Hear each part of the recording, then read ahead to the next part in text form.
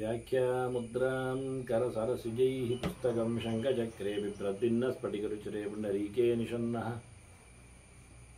अम्लानश्रीरमृतविशदैरंशभिप्लावय नमामाविर्भूयादनगमहिमा मानसे वागधीशः नमस्ते प्राणेश प्रणतविभवायावनिमगाः नमः स्वामिन् रामप्रियतमा नमन् गुरुगुण नमस्तुभ्यं भीमप्रबलतमकृष्णेष्ट भगवन् नमः श्रीमन्मध्वप्रदिश सुदर्शनो जय जय श्रीगुरुभ्यो नमः नारायणं सुरगुरुं जगदेकनाथं भक्तप्रियं सकललोकनमस्कृतं च त्रैगुण्यवर्जितमजं विभुमाद्यमीशं वन्दे भवग्रम् अमरासुरसिद्धवन्द्यं नारायणं नमस्कृत्य नरं चैव नरोत्तमं देवीं सरस्वतीं व्यासं ततो जयमुदीरये ವೇದವ್ಯಾಸುರ ಮಹಾಭಾರತದ ಚಿಂತಕರಿಗೆ ವಂದನೆಗಳು. ಶಾಂತಿ ಪರ್ವದ 364ನೆಯ ಪ್ರವಚನ. ಮೃತ್ಯುದೇವತೆಯ ಸೃಷ್ಟಿಯ ಬಗ್ಗೆ ನಾರದರ ಚಿಂತನೆ ನಾವು ಕೇಳುತ್ತಾ ಇದ್ದೆವು. ಆಕೆ ಬಹಳ ಕಾಲ ತಪಸ್ಸು ಮಾಡುತ್ತಾ ಕಠೋರವಾದಂತಹ ವ್ರತಗಳಲ್ಲಿ ನೆಲೆಗೊಂಡವಳು ಮೃತ್ಯುದೇವತೆ ನಾನು ಸಂಹಾರಕ್ಕೆ ಸೇರುವುದಿಲ್ಲ ಅಂತ ಹೇಳ್ತಾ ಇದ್ದಾಳೆ. ಅದಕ್ಕೆ ಈಗ ಮತ್ತೆ ಬ್ರಹ್ಮದೇವರ ಉತ್ತರದ ನಿರೀಕ್ಷೆಯಲ್ಲಿ ನಾವು ಕೇಳಿದ್ದೆವು. ಬ್ರಹ್ಮದೇವರು ಹೇಳುತ್ತಾರೆ, ಹಾಗಾಗುವುದಿಲ್ಲ, ನೀನು ಸಂಹಾರ ಮಾಡಬೇಕು ಪ್ರಜೆಗಳಿಗೆ, ಅದಕ್ಕೊಂದು ವ್ಯವಸ್ಥೆ ನಾನು ಮಾಡುತ್ತಾ ಇದ್ದೇನೆ ಅಂತ ಈ ಬಾರಿ ಮುಂದುವರಿದ ಮಾತನ್ನು ಬ್ರಹ್ಮದೇವರು ಉಲ್ಲೇಖ ಮಾಡುತ್ತಾರೆ. ಆಕೆ ಆಗುವುದಿಲ್ಲ ಅಂತ ಮೊದಲ ಬಾರಿಗೆ ಹೇಳಿದಾಗಲೇ ಕಣ್ಣೀರಿಟ್ಟಿದ್ಲು, ನಮಗೆ ಗೊತ್ತಿದೆ.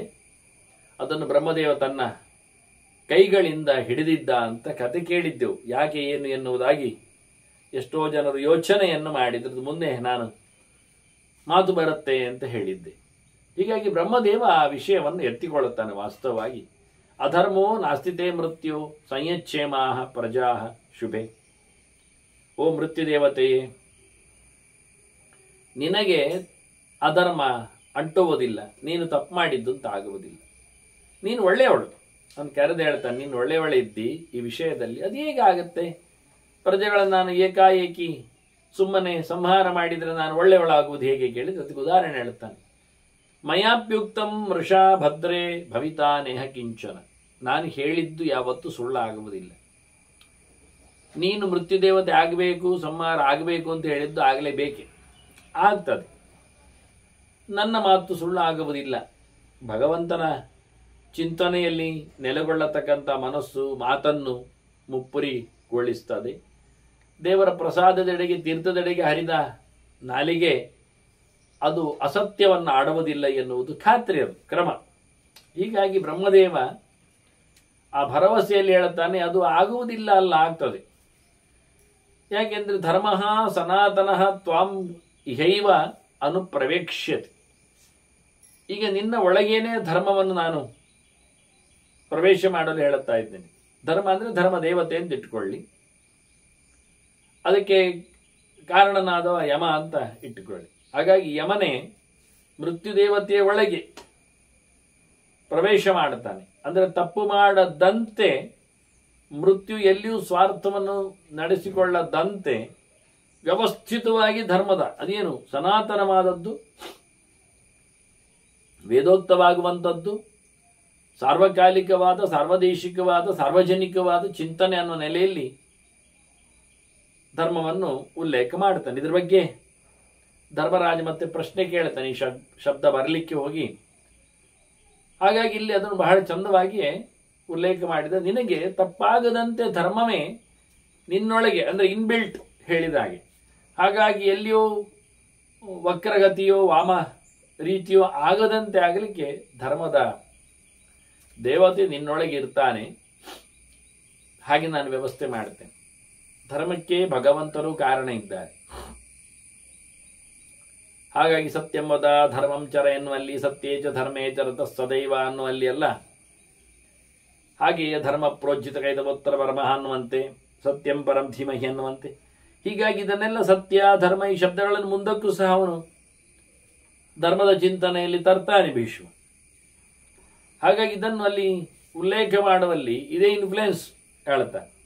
ಚತುರ್ಮುಖ ಹೇಳಿಕೊಂಡಿದ್ದ ಪ್ರಾಮಾಣಿಕವಾಗಿ ಭಗವಂತ, ಪ್ರಾಣತತ್ವ, ಅದರ ಜೊತೆಯಲ್ಲಿ ರುದ್ರನು, ಯಮನು ಅಂದರೆ ಮನಸ್ಸಿನ ವ್ಯಾಪಾರ ನಡೆಸುವವನು, ಕರ್ಮ ಆಚರಣೆಯನ್ನು ಮಾಡುವವನು ಹೇಳುವಾಗೆ ಇಷ್ಟೆಲ್ಲ ಜನರು, ಇಷ್ಟೆಲ್ಲ ಅಭಿಮಾನಿಗಳು, ಕೊನೆಗೆ ಕರ್ಮದ ದೇವತೆಯಾಗಿ ನಿಂತ ವರುಣನ ಮಗನಾಗಿ ಬರುವ ಪುಷ್ಕರನು ಅಂದರೆ ಸರ್ವತತ್ವಾಭಿಮಾನಿಗಳು ಇಲ್ಲಿ ಸೇರ್ತಾರೆ ಒಂದು ಚೌಕಟ್ಟು ನೋಡಿಕೊಂಡಾಗ. ಇವರೆಲ್ಲ ನಿನ್ನನ್ನು ಅಂದರೆ ತಪ್ಪಿಯೂ ಮಾತಲ್ಲಾಗಲಿ, ಮನಸ್ಸಿನಲ್ಲೇ ಆಗಲಿ, ಕೃತಿಯಲ್ಲಾಗಲಿ, ಇತರ ಇಂದ್ರಿಯಗಳಿಂದಾಗಲಿ ತಪ್ಪಾಗದಂತೆ ಮಾಡಲಿಕ್ಕೋಸ್ಕರ ಸಹಜವಾಗಿ ಇದನ್ನು ಸ್ಪಷ್ಟಪಡಿಸ್ಲಿಕ್ಕೋಸ್ಕರ ಮತ್ತೆ ಚತುರ್ಮುಖ ಅಂತಾನೆ ಅಹಂಚ ವಿಬುಧಾಶ್ಚೈವ ತ್ವದ್ಧಿತೇ ನಿರತ ಸದಾ ಅಂತ. ನಾನು ಮತ್ತೆ ನನ್ನವರು ದೇವತೆಗಳು ಎಲ್ಲರೂ ನಿನ್ನ ಹಿತದಲ್ಲಿ ನಿಂತಿದ್ದಾರೆ. ನಿನಗೆ ಅನ್ಯಾಯ ಆಗುವುದಾಗಲಿ, ನಿನಗೆ ದೋಷ ಬರುವುದಾಗಲಿ, ನೀನು ಪಾಪಿಯ ಆಗುವುದಾಗಲಿ ನನ್ನ ಯಾರಲ್ಲಿಯೂ ನಮ್ಮ ಯಾರಲ್ಲಿಯೂ ಇಲ್ಲ ಲಕ್ಷಣ. ಈ ಶಬ್ದ ಹೇಳುವ ಮೂಲಕ ಸಕಲ ತತ್ವಾಭಿಮಾನಿ ದೇವತೆಗಳು ಮೃತ್ಯುವಿನ ಚೌಕಟ್ಟಿನಲ್ಲಿ ನಿಂತಿದ್ದಾರೆ ಎನ್ನುವುದು ಸ್ಪಷ್ಟ. ಯಾರಿಗಾಗಲಿ ಸುಮ್ಮನೆ ಸಾವು ಬರುವುದಿಲ್ಲ, ಸಾವು ತಪ್ಪಿನದ್ದಲ್ಲ. ಅದರ ಬೆನ್ನ ಹಿಂದೆ ಪರಿಪೂರ್ಣವಾದಂತಹ ತತ್ವಾಭಿಮಾನಿಗಳ, ವಿಶೇಷವಾಗಿ ಜೀವ ಕಲಾಭಿಮಾನಿಯಾದ ಚತುರ್ಮುಖನ ಪಾತ್ರ ಇದೆ ಅನ್ನುವುದನ್ನು ನಾವು ಅರ್ಥ ಮಾಡಿಕೊಳ್ಳಬಹುದು. ಇವತ್ತು ಚತುರ್ಮುಖ ಹೇಳ್ತಾನೆ ನಾನಿದ್ದೇನೆ ಅಂತಾನೆ. ಹಾಗೆ ಒಬ್ಬ ಸತ್ತ ಅಂದಾಗ ಅಯ್ಯೋ ಸುಮ್ಮನೆ ಸತ್ತ, ಆಗಬಾರ್ದಿತ್ತು, ಇನ್ನೇನು ಬದುಕಿ ಉಳಿತಿದ್ದ ಹೇಳಲಿಕ್ಕೆ ಬರುವುದಿಲ್ಲ. ಯಾಕೆಂದ್ರೆ ಜೀವದ ಇಲ್ಲಿನ ನಿರ್ಗಮನಕ್ಕೆ ಕಾರಣನಾದವ ಚತುರ್ಮುಖ ಅಲ್ಲಿದ್ದಾನೆ. ಜೀವನ ಈ ದೇಹದೊಳಗಿನ ಪ್ರವೇಶಕ್ಕೆ ಚತುರ್ಮುಖನ ಪ್ರವೇಶ ಕಾರಣವಾಗಿದೆ. ಹಾಗಾಗಿ ಚಿತ್ತಾಭಿಮಾನಿಯಾಗಿ ವಿಚಿತ್ರವಾದಂತಹ ವಿಜ್ಞಾನಮಯ ಕೋಶದ ಅಧಿದೇವತೆಯಾಗಿ ನಿಂತ ಚತುರ್ಮುಖನಿಂದ ಆರಂಭಿಸಿ ಕರ್ಮ ದೇವತೆವರೆಗೆ ಪುಷ್ಕರವನ್ನು ನಾನು ಹೇಳಿದೆ ಆಗಲೇ ಸರ್ವ ತತ್ವಾಭಿಮಾನಿ ದೇವತೆಗಳು ಅಂತ. ವಿಬುಧಾಶ್ಚ ಶಬ್ದದಿಂದ ಹೇಳ್ತಾನೆ ಎಲ್ಲ ದೇವತೆಗಳು ಅಂತ. ಅಹಂಚ ವಿಬುಧಾಶ್ಚೈವ ಅಂತ. ವಿಬುಧರು ಅಂದಾಗ ಇಲ್ಲಿ ಒಂದು ವಿಶೇಷ, ಯಾರು ಸಹ ತಪ್ಪಿ ನಡೆಸುವವರಲ್ಲ, ಹೆಚ್ಚು ಕಡಿಮೆ ಮಾಡಿದವರಲ್ಲ, ಗೊತ್ತಿಲ್ಲದೆ ಆ ಕ್ರಿಯೆ ನಡೆಸುವವರಲ್ಲ. ಯಾಕೆಂದ್ರೆ ವಿಬುಧ ವಿಶೇಷವಾದಂತಹ ಶಾಸ್ತ್ರ ಪರಿಜ್ಞಾನ ಅವರಲ್ಲಿ ಇದೆ. ಆದರೆ ನಿನ್ನೊಳಗೆ ನಿಂತ ದೇವತೆಗಳು ತಪ್ಪು ಮಾಡಿಸುವುದಿಲ್ಲ, ಯೋಗ್ಯತೆಯನ್ನೇ ನಡೆಸಿಕೊಡುತ್ತಾರೆ ಉಳಿದವರಲ್ಲಿ. ಹಾಗೆ ಮೃತ್ಯುದೇವತೆಯಲ್ಲಿ ತಪ್ಪಿಲ್ಲದೆ ಪ್ರತಿಯೊಬ್ಬರ ಮಧ್ಯೆಯೂ ಸಹ ಮರಣಕ್ಕೆ ಕಾರಣವಾಗುವಂತೆ ಮಾಡುತ್ತಾರೆ. ಒಬ್ಬಿಬ್ಬರಾದ್ರೆ ಎಲ್ಲಿಯೋ ತಪ್ಪಿತ್ತು ಹೇಳಬಹುದು, ಎಲ್ಲಿಯೋ ಪ್ರಮಾದ ಅನ್ನಬಹುದು, ಆಗುವುದಿಲ್ಲ. ನಾನು ಸಂಶಯ ಹಾಕ್ಕೊಂಡದ್ದು ಸುಮ್ಮನೆ. ಹಾಗಿದ್ದರದಿಗೆ ವಿಬುಧ ಅಂತ ಬಹುವಚನ ಆಗಿತ್ತು. ಎಲ್ಲರೂ ಒಟ್ಟಾದಾಗ ಅದು ಸರಿಯಾಗಿರ್ತದೆ. ಒಬ್ಬರ ತಪ್ಪನ್ನು ಇನ್ನೊಬ್ಬರು ಆಗದಂತೆ ನೋಡಿಸಿಕೊಳ್ಳುತ್ತಾನೆ. ಹೀಗೆ ಅನೇಕ ರೀತಿಯಿಂದ, ಅಂದ್ರೆ ಗ್ರಹಗಳ ಗತಿಯಲ್ಲಿ ಕೆಲವರು ಮಾತಾಡಿದಾಗ ಈಗಿನ ಇವನ ಪರಿಸ್ಥಿತಿ ಹುಟ್ಟಿದಾಗದ್ದು ನೋಡಿಕೊಂಡಾಗ ಈ ಒಂದು ಗ್ರಹ ಇವತ್ತವನಿಗೆ ಉಚ್ಚ ಸ್ಥಾನದಲ್ಲಿದ್ದು ಕೆಲಸ ಮಾಡ್ತಾ ಇದ್ದಾನೆ, ಇನ್ನೊಬ್ಬ ದೃಷ್ಟಿಯನ್ನು ಕೊಟ್ಟು ನೋಡಿಕೊಳ್ತಾ ಇದ್ದಾನೆ, ಹೀಗೆಲ್ಲ ಹೇಳಲಿಕ್ಕೆ ಶುರು ಮಾಡುತ್ತಾರೆ. ಅದರಲ್ಲಿ ಅವನು ಒಬ್ಬನೋ ಇಬ್ಬನೋ ಗ್ರಹಗಳನ್ನು ಅವನ ಸ್ಥಿತಿಯನ್ನು ಸರಿ ಇಲ್ಲ, ಅವನದ್ದು ದರ್ಶನ ಇಲ್ಲ ಅಂತ ಹೇಳಿಕೊಂಡು ಅವನಿಂದಾಗಿ ಮೈನಸ್ ಅನ್ನು ಅಂದ್ರೆ ಅವನಲ್ಲಿ ಕೊರತೆಯನ್ನು ಹೇಳ್ತಾನೆ. ಈಗ ಬಲಾಬಲ ನಿರ್ಣಯ ಮಾಡಬೇಕಾಗತ್ತೆ. ಆಗ ಯಾವುದು ಹೆಚ್ಚು ಕಡಿಮೆ ಆಯಿತು ಅದರ ಮೇಲೆ ಇವನ ಭವಿಷ್ಯವನ್ನು ನಿರ್ಧಾರ ಮಾಡಲಿಕ್ಕೆ ಆಗ್ತದೆ. ಇಲ್ಲಿ ಹಾಗಲ್ಲ. ಇಲ್ಲಿ ವಿಬುಧರು ಯಾವ ರೀತಿಯಲ್ಲಿ ಪ್ಲಸ್ಸೋ ಮೈನಸ್ಸೋ ನೋಡುವಂತೆಲ್ಲ. ಯಾಕೆ ಅವರೆಲ್ಲರೂ ಒಳ್ಳೆ ತಿಳ್ಕೊಂಡವರು, ತಪ್ಪು ಮಾಡುವುದಿಲ್ಲ. ಅಷ್ಟೇ ಅಲ್ಲದೆ ವಿಷ್ಣು ಬುಧರು, ದೇವರನ್ನು ಒಪ್ಪಿದವರು. ಒಳಗೆ ನಿಂತ ಅಂತರ್ಯಾಮಿಯಾದ ನಾರಾಯಣಿದವನ ರಥ, ಅದರ ಬಗ್ಗೆ ಮುಂದೆ ಮಾತಾಡ್ತಾರೆ ಅವರು. ಇದನ್ನೆಲ್ಲ ಬಹಳ ಚಂದವಾಗಿ ಚಿಂತನೆಗೆ ತಂದುಕೊಳ್ಳುತ್ತಾರೆ. ಹಾಗಾಗಿ ಇಹಸ್ತೋಭ ಇದ್ದಾಗೆ, ಇಹ ಅಂದ್ರೆ ಇಲ್ಲಿ ಭಗವಂತ ಅಂತರ್ಯಾಮಿಯಾಗಿದ್ದಾನೆ ಅಂತ ಅರ್ಥ. ಅಂತಹ ಭಗವಂತನ ಚಿಂತನೆಯಲ್ಲಿ ರತರಾದವರಿಂದ ಈ ದೇಹದಲ್ಲಿ ಕೂತ ತತ್ವಾಭಿಮಾನಿ ದೇವತೆಗಳು ಈ ದೇಹದ ವ್ಯಕ್ತಿಯಿಂದ, ಜೀವನಿಂದ ದೇವರ ಸೇವೆಯನ್ನು ಮಾಡಿಸ್ತಾ ಇರ್ತಾರೆ. ಅದರ ಮೂಲಕ ಅವರು ಲಾಭವನ್ನು ಪಡಿತಾ ಇರ್ತಾರೆ. ಯಾರು ತಾನೇ ದೇಹ ಸಿಕ್ಕಿದಾಗ ದೇವರ ಸೇವೆ ಮಾಡದೆ ಲಾಭದಿಂದ ವಂಚಿತರಾಗ್ತಾರೆ ಹೇಳಿ? ಸಚೇತನಾಗಿರುವಾಗ ದೇವತೆಗಳು ಸಚೇತನರು. ಅವರು ಯಾವತ್ತೂ ಸಹ ಇಂತಹ ಒಂದು ಆಪರ್ಚುನಿಟಿ, ಅವಕಾಶ ಸಿಕ್ಕಿದಾಗ ಅದನ್ನು ತಪ್ಪಿಸಿಕೊಂಡು ಅನ್ಯಾಯ ಮಾಡಲಿಕ್ಕೆ ಹೋಗುವುದಿಲ್ಲ. ಅದರಿಂದ ಒಂದೊಮ್ಮೆ ದೇವತೆಗಳು ಕೂತು ಇವನಲ್ಲಿ ತಪ್ಪು ಮಾಡಿಸಿದ್ದರೆ ಅವರಿಗೆ ಲಾಸ್. ಆದಷ್ಟು ದೇವತೆಗಳು ಇತರರಲ್ಲಿ ಪ್ರವೇಶ ಮಾಡಿಕೊಂಡು ಅವನಲ್ಲಿ ಸೇವೆ ಮಾಡಿಸಲಿಕ್ಕೆ ನೋಡುತ್ತಾನೆ. ಹೆಚ್ಚಿನ ಅಂಶ ಅವರೇ ಪಡೆಯುವುದು, ಕಮ್ಮಿ ಮಾತ್ರ ಇವನಿಗೆ ಸಿಗುವಂಥದ್ದು ಮಾಡಿಸಿದ್ದಕ್ಕೆ ಅಂತ. ಹಾಗೆ ಬಹಳ ಸುಂದರವಾಗಿ ವಿಬುಧಾಹ ಶಬ್ದವನ್ನು ಹಾಕಿದ್ದಾರೆ. ಒಳ್ಳೆ ತಿಳ್ಕೊಂಡವರು ಅಂತ, ಜ್ಞಾನ ಇಲ್ಲದೆ ಮಾಡುವುದಲ್ಲ ಅಂತ. ಮತ್ತೆ ನೀವು ನೋಡಿಕೊಂಡಾಗ ಹಂಚೆ ವಿಬುಧಾಶ್ಚೈವ ತ್ವದ್ಹಿತೇ ನಿರತಾಹ ಸದಾ ಅಂದ್ರೆ ಇದು ಒಳಗಿನಿಂದ ನಾನು ಅರ್ಥ ಹೇಳಿದ್ರೆ ಹೊರಗಿನಿಂದ ಹೊರಗಿನಿಂದ ಬ್ರಹ್ಮ ಹೇಳುತ್ತಾನೆ, ಸೃಷ್ಟಿ ಮಾಡಿದವ ನಾನು, ಸಂಹಾರ ಆದ್ರೆ ಅಳಬೇಕಾದವನು, ಜೋರು ಮಾಡಬೇಕಾದವನು, ರೆಸ್ಪಾನ್ಸಿಬಿಲಿಟಿ ಅದು ನನ್ನದು ನಾನು. ಆದರೆ ನಾನೇ ಹೇಳುತ್ತೇನಲ್ಲ ಮೃತ್ಯುದೇವತೆಯಾಗಿ ನಿನ್ನಲ್ಲಿ ಪ್ರಜೆಗಳ ಸಂಹಾರ ಮಾಡು ಅಂತ. ಹಾಗಾಗಿ ನನ್ನಿಂದ ಏನು ಆಕ್ಷೇಪ ಇಲ್ಲ, ಅದನ್ನು ನಾನು ನಿನ್ನ ಹಿತದಲ್ಲಿದ್ದೇನೆ. ವಿಬುಧಾಹ ಮತ್ತೆ ಜ್ಞಾನಿ ವರ್ಗ ಅಂತ ಅರ್ಥ. ಈಗ ತಿಳಿದವರು ಯಾವತ್ತು ನಿನ್ನನ್ನು ಮೆಚ್ಚಿಕೊಳ್ಳುತ್ತಾರೆ. ಸಾವು ಇರದೇ ಇರತಕ್ಕ ಸಂಗತಿ ಲೋಕದಲ್ಲಿ ಇಲ್ಲ ಎನ್ನುವುದು ಅವರಿಗೆ ಗೊತ್ತಿದೆ. ಪಂಡಿತರಾದವರು ನಿರಂತರವಾಗಿ ಒಂದನ್ನು ಇರುವುದನ್ನು ಇಷ್ಟಪಡುವುದಿಲ್ಲ. ಜ್ಞಾನಿಗಳು ತಿಳಿದವರು ನೆಕ್ಸ್ಟ್ ಚೇಂಜ್, ಮತ್ತೆ ಒಳ್ಳೆಯದು, ಮತ್ತೆ ಅದು ಇದನ್ನೆಲ್ಲ ಅವರು ಒಪ್ಪಿಕೊಳ್ಳುತ್ತಾರೆ. ಹೀಗೆ ತಿಳಿದವರ ಲೆಕ್ಕಾಚಾರದಲ್ಲಿ ನೋಡಿದ್ರೂ ನಿನಗೆ ಆಕ್ಷೇಪ ಇಲ್ಲ. ಸೃಷ್ಟಿ ಮಾಡಿಕೊಂಡ ನನ್ನಿಂದ ಮೊದಲೇ ಆಕ್ಷೇಪ ಇರುವುದಿಲ್ಲ. ಇನ್ನು ದಡ್ಡರು ಏನು ಸಾವು ಬಂತು, ಇವನನ್ನು ಎಳ್ಕೊಂಡಾಯ್ತು, ಹಾಳಾಗಿ ಹೋಗ್ಲಿಕ್ಕೆ ಅಂತ ಯಾರಾದ್ರೂ ಬೈದುಕೊಂಡಾರೋ ಅವರು ಪೆದ್ದರು, ಅಜ್ಞಾನಿಗಳು. ಇನ್ನೂ ಒಂದರ್ಥ ವಿಭುಧ ಶಬ್ದಕ್ಕೆ ವಿಷ್ಣುವಿನನ್ನು ಅರಿತವರು ಅಂತ ಅರ್ಥ ಹೇಳುವ ಮೂಲಕ ಈ ದೇವರ ನಾಡನ್ನು ಒಳಗೆ ಪ್ರವೇಶ ಮಾಡಿದ ನಾರಾಯಣನನ್ನು, ಇಡೀ ವಿಶ್ವವನ್ನು ತಂದುಕೊಟ್ಟವನನ್ನು ಚಿಂತನೆ ಮಾಡಿದವರು ಈ ಲೋಕದಲ್ಲಿ ಸತ್ತವನನ್ನು ಯಾವತ್ತು ಸಾಯಿಸಿದ್ದಕ್ಕಾಗಿಯೋ ಸತ್ತೋದದ್ದಕ್ಕಾಗಿಯೋ ಸಾವಿನ ಕಾರಣಕ್ಕಾಗಿಯೋ ಬೈದುಕೊಂಡು ಕೂತ್ಕೊಳ್ಳೋದಿಲ್ಲ. ಯಾಕೆಂದ್ರೆ ವಿಷ್ಣು ಎಷ್ಟು ಸಮಯ ಇರ್ಲಿಕ್ಕೆ ಇಷ್ಟಪಡ್ತಾನೆ ಅಷ್ಟು ಸಮಯ ಇದ್ದ, ಮತ್ತೆ ಹೋದ. ರಥ ಕೊಟ್ಟವ, ಸಾರಥಿಯಾಗಿದ್ದವ, ಬಿಟ್ಟು ಹೋದದ್ದು ಅವನೇ, ಕರ್ಕೊಂಡೋದದ್ದು ಅವನೇ. ಹೀಗಾಗಿ ದೇವರ ಸೊತ್ತು ಎನ್ನುವ ಅರ್ಥದಲ್ಲಿ ಮಾಡಿಕೊಂಡ್ರೆ ಬಹಳ ದೊಡ್ಡ ಅರ್ಥ ಅದು. ಯಾಕೆಂದ್ರೆ ಈ ಜೀವ ಎನ್ನುವ ಭಗವಂತನ ಪ್ರತಿಬಿಂಬ, ಮಮೇ ಮಾಂಶೋ ಜೀವಲೋಕೆ ಅಂತ. ಹೀಗಾಗಿ ದೇವರ ಕಂಟ್ರೋಲ್ ಅಲ್ಲಿ ಇರುವುದು ಸತ್ಯ. ಈಶ್ವರ ಸರ್ವಭೂತಾನ ಮೃದ್ದೇಶಿ ಅರ್ಜುನ ಚಿತ್ರದಿಂದ ಕೃಷ್ಣನೇ ಹೇಳಿರ್ತಾನೆ. ಅವನು ಹೇಳಿದ್ದ ಮೈ ಸರ್ವ ವಿಧಂಬ್ರೋಧಂ ಸೂತ್ರೇ ಮಣಿಗಣಾಯಿಮ ಅಂತ. ಹಾಗಾಗಿ ಯಾವತ್ತು ಅವನು ಹೊರಗೆ ಹೋಗ್ತಾನೆ ಅದು ಅವನಿಗೆ ಬಿಟ್ಟದ್ದು, ಅವನು ಸ್ವತಂತ್ರ.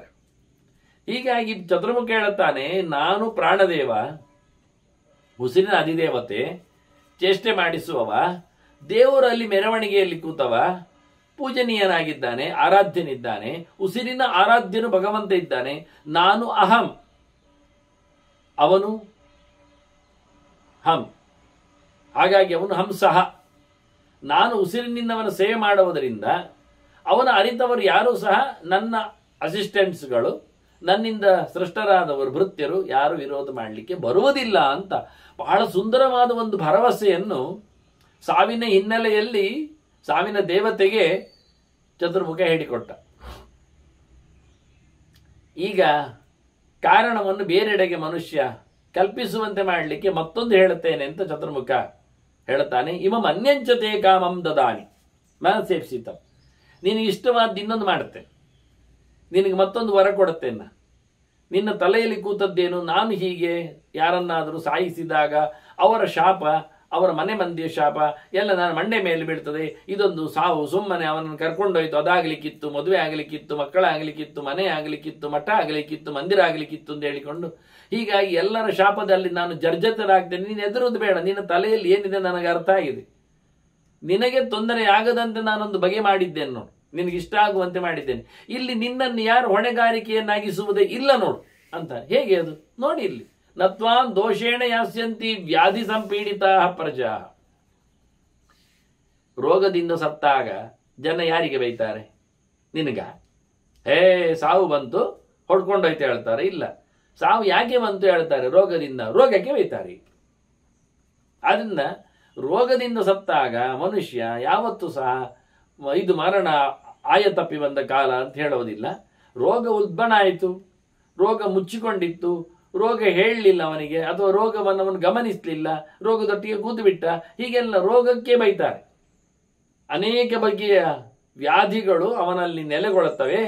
ಅದರ ಮೇಲೆ ಅವನು ಸೋಲ್ತಾನೆ, ಅವನ ದೇಹೇಂದ್ರಿಯಗಳು ಕೂಗುತ್ತಾವೆ, ಇದರಿಂದ ಸಾವನ್ನು ಅಪ್ತಾನೆ. ಅದರಿಂದ ಸಾವಿಗೆ ಮೃತ್ಯುದೇವತೆಗೆ ನೇರ ಹೇಳುವುದೇ ಇಲ್ಲ. ಇವನೇ ಬಲಾತ್ಕಾರವಾಗಿ ರೋಗಗಳನ್ನು ಮಾಡಿಸಿಕೊಂಡು ರೋಗಗಳಿಂದಾಗಿ ಮೃತ್ಯುವನ್ನು ಕರೆದ ಅಂತಾರಷ್ಟೆ. ಅವನಿಗೆ ಗೊತ್ತಿತ್ತು ರೋಗ ಅಂತ, ಸರಿಯಾಗಿ ಪಥ್ಯ ಮಾಡಲಿಲ್ಲ, ಬೇಕಾದಾಗಿ ಮದ್ದು ಮಾಡಲಿಲ್ಲ, ನೆಗ್ಲೆಕ್ಟ್ ಮಾಡಿದ, ಮರಣವನ್ನು ಕರೆದ ಅಂತ. ಬದುಕ್ತಿದ್ದ, ಅವನು ಸಾಯಲಿಕ್ಕೆ ಇಷ್ಟಪಟ್ಟ ಅಂತ. ಈಗೇನು ಹೇಳ್ತೀರಿ? ಈಗ ಬಹಳ ಚಂದವಾಗಿ ಚತುರ್ಮುಖ ಹೇಳಿಕೊಟ್ಟ ಮೃತ್ಯುದೇವತೆಗೆ ನೀನೆಲ್ಲಿ ಬಂದೀಗ? ನಿನ್ನನ್ನು ಯಾರು ಬೈತಾರೆ? ನಿನ್ನ ಹಣೆಬಟ್ಟಿ ಯಾರು ಕಟ್ಟಿಸಿದ್ರೀಗ ತಪ್ಪನ್ನು? ತಗೋಗು. ನೀನು ಪುರುಷರಲ್ಲಿ ಪುರುಷನಾಗಿರು, ಸ್ತ್ರೀಯರಲ್ಲಿ ಸ್ತ್ರೀಯರಾಗಿರು. ಮತ್ತೆ ತೃತೀಯೇಷು ನಪುಂಸಕಂ ಭವಿಷ್ಯತ್. ಮೂರನೇ ಲಿಂಗದವರಲ್ಲಿ ನೀನು ಮೂರನೇ ಲಿಂಗವಾಗಿ ಇರಲಿಕ್ಕೆ ಮೃತ್ಯು. ಹಾಗೆ ಮೃತ್ಯು ಪುಲ್ಲಿಂಗನೂ ಹೌದು,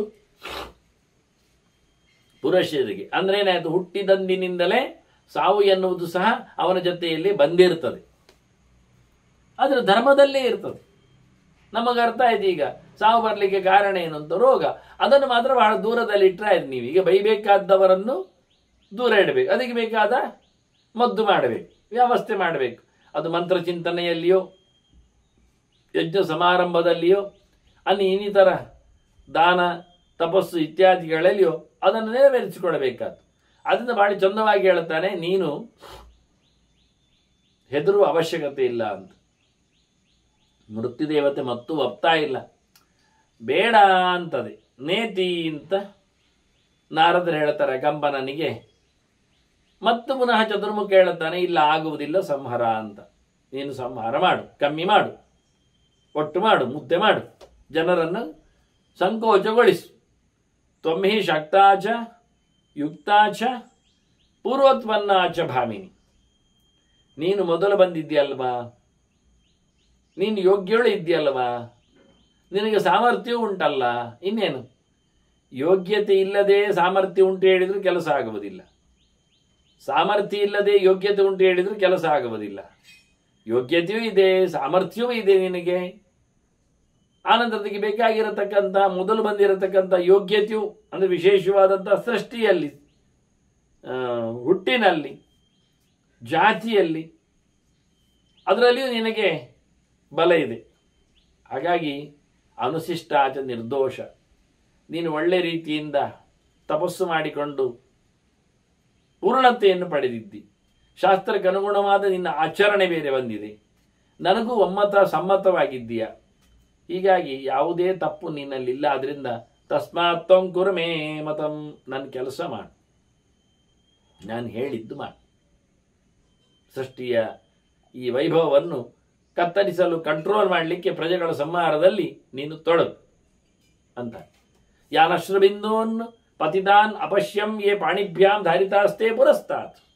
ನೀನು ನೋಡಿದ್ಯಲ್ಲ, ನಿನ್ನ ಕಣ್ಣೀರನ್ನು ನಾನು ಕೈಗಳಿಂದ ಎತ್ತಿ ಹಿಡಿದದ್ದು ನೀನೇ ನೋಡಿಕೊಂಡೆ. ನಾನೇ ಬಂದು ಬೊಗಸೆ ಹಿಡಿದಿದ್ದೇನೆ. ಅದನ್ನು ತೇ ವ್ಯಾಧಯ ಮಾನವಾನ್ ಘೋರರೂಪಾ ಪ್ರಾಪ್ತೇ ಕಾಲೇ ಪೀಡಿಷ್ಯಂತಿ ಮೃತ್ಯು. ಇದನ್ನು ಮನುಷ್ಯರನ್ನು ಈ ರೋಗಗಳು ಪೀಡಿಸ್ತಾವೆ, ಕಾಡಿಸ್ತಾವೆ. ಅದು ಯಾವಾಗ? ಪ್ರಾಪ್ತೇ ಕಾಲೇ ಅಂತಾನೆ. ಒಂದು ಸಮಯ ಬಂದಾಗ, ಸಾಯಲಿಕ್ಕೆ ಬಂದಾಗಲೇ ಅವರ ಯೋಗ್ಯತೆ, ಅವರ ಆಯುಷ್ಯ, ಅವರ ಕರ್ಮತಂತ್ರ ಅದು ಮುಗಿದಾಗಲೇನೆ ಅವರನ್ನು ಮಾತಾಡಿಸ್ತದೆ. ಹಾಗಾಗಿ ನಿನಗೇನು ಆಗುವುದಿಲ್ಲ. ಈ ರೋಗಗಳಿದ್ದಾವೆ, ಅವುಗಳು ಮನುಷ್ಯನನ್ನು ಜಾಸಿಗೊಳಿಸ್ತಾವೆ. ಇದರಿಂದಾಗಿ ಮನುಷ್ಯ ಸಾಯಲಿಕ್ಕೆ ತಯಾರಾಗ್ತಾರೆ. ಕೆಲವರು ಮೆಂಟಲಿ ತಯಾರಾಗ್ತಾರೆ. ಹೌದು, ನನ್ನ ಹತ್ರ ಕಾಯಿಲೆ ಇದೆ, ಹೆಚ್ಚು ಸಮಯ ಬದುಕುವುದಿಲ್ಲ, ನನಗೆ ಬದುಕುವ ಇಷ್ಟವೂ ಇಲ್ಲ ಅಂತಾರೆ. ಈ ಕಾಯಿಲೆ ಜೊತೆಯಲ್ಲಿ ಯಾಕೆ ಬದುಕಬೇಕು ಅಂತ. ಅದರಿಂದ ಅವರು ಕೆಲವೊಮ್ಮೆ ಮಾನಸಿಕವಾಗಿ ವಿಡ್ರಾ ಮಾಡಿಕೊಳ್ಳುತ್ತಾರೆ. ಇನ್ನು ಕೆಲವರು ಫಿಸಿಕಲಿ ವಿಡ್ರಾ ಮಾಡಿಕೊಳ್ಳುತ್ತಾರೆ. ಮನಸ್ಸು ಸ್ಟ್ರಾಂಗ್ ಇರ್ತದೆ, ದೇಹ ಕೇಳುವುದಿಲ್ಲ, ಇನ್ನು ದೇಹ ಬಯಸುವುದಿಲ್ಲ, ದೇಹಕ್ಕೆ ಆಗುವುದಿಲ್ಲ, ಹೋಗ್ತದೆ ಹೇಳ್ತಾರೆ. ಮನಸ್ಸಿನಲ್ಲಿ ಮಾತ್ರ ಇರಬೇಕು ಅಂತ ಹಠ ಮಾಡುತ್ತಾರೆ. ಎರಡು ಕಡೆಯಲ್ಲಿ ಕೆಲವರು ವಿಡ್ರಾ ಮಾಡಿಕೊಳ್ಳೋದು, ನನ್ನಿಂದ ಆಗುವುದಿಲ್ಲ, ನನಗೆ ಬದುಕಬೇಕಾಗಿಯೂ ಇಲ್ಲ ಅಂತ. ಇಂಥವ್ರು ಬೇಗ ಸಾಯ್ತಾರೆ. ಯಾಕೆಂದರೆ ರೋಗವನ್ನು ಅವರು ಒಪ್ಪಿಕೊಳ್ಳುತ್ತಾರೆ. ಹೀಗೆ ರೋಗದ ವಿರುದ್ಧವಾಗಿ ಹೋರಾಡುವವ ಅವ ನಿಜವಾಗಿ ಬದುಕಲಿಕ್ಕೆ ನೋಡ್ತಾನೆ. ಏನಾದರೂ ಮೃತ್ಯುದೇವತೆಗೆ ಬೈಲಿಕ್ಕೆ ಯಾರು ಹೋಗುವುದೇ ಇಲ್ಲ. ಮಧ್ಯದಲ್ಲಿ ತಡೆಗೋಡೆ ಇದ್ದಾಗೆ, ಎದುರು ಕಾಣುವವರಿದ್ದಾಗೆ ಪ್ರತ್ಯಕ್ಷ ಅನಿಸಿಕೊಳ್ಳುವಂತೆ ರೋಗಗಳು, ಅದಕ್ಕೆ ಮಾಡಿರತಕ್ಕಂಥ ಅಪಥ್ಯಗಳು, ಅದಕ್ಕೆ ಆಗಿರತಕ್ಕಂಥ ಔಟ್ಡೇಟೆಡ್ ಕೆಲವು ಚಿಕಿತ್ಸೆಗಳು ಅಥವಾ ಮದ್ದುಗಳು, ಇವುಗಳಿಂದಾಗಿ ಮನುಷ್ಯ ಏನಿದ್ರೂ ರೋಗದ ಮೇಲೆ ಗೂಬೆಯನ್ನು ಕುಳ್ಳಿರಿಸ್ತಾನೆ. ತನ್ನ ಸಾವು ನೋವು ಸಂಕಟಗಳಿಗೆ ಕಾರಣ ಇದುವೇ ಅಂತ ಹೇಳಿಕೊಂಡು ಗಟ್ಟಿ ಮಾಡ್ತಾನೆ ಅಂತ ಹೇಳ್ತಾರೆ. ಸರ್ವೇಶಾಂತಂ ಪ್ರಾಣಿನಾಮಂತಕಾಲೇ ಕಾಮಕ್ರೋಧೋ ಸಹಿತೋ ಯೋಜಯೇಥ. ನಿನ್ ಕೆಲಸ ಏನು ಕೇಳಿದ್ರೆ ಸಾಯುವ ಹೊತ್ತಿನಲ್ಲಿ ಮನುಷ್ಯರನ್ನು ಕಾಮಕ್ರೋಧಗಳಿಗೆ ಹಾಕಿಬಿಡ್ಬೇಕು.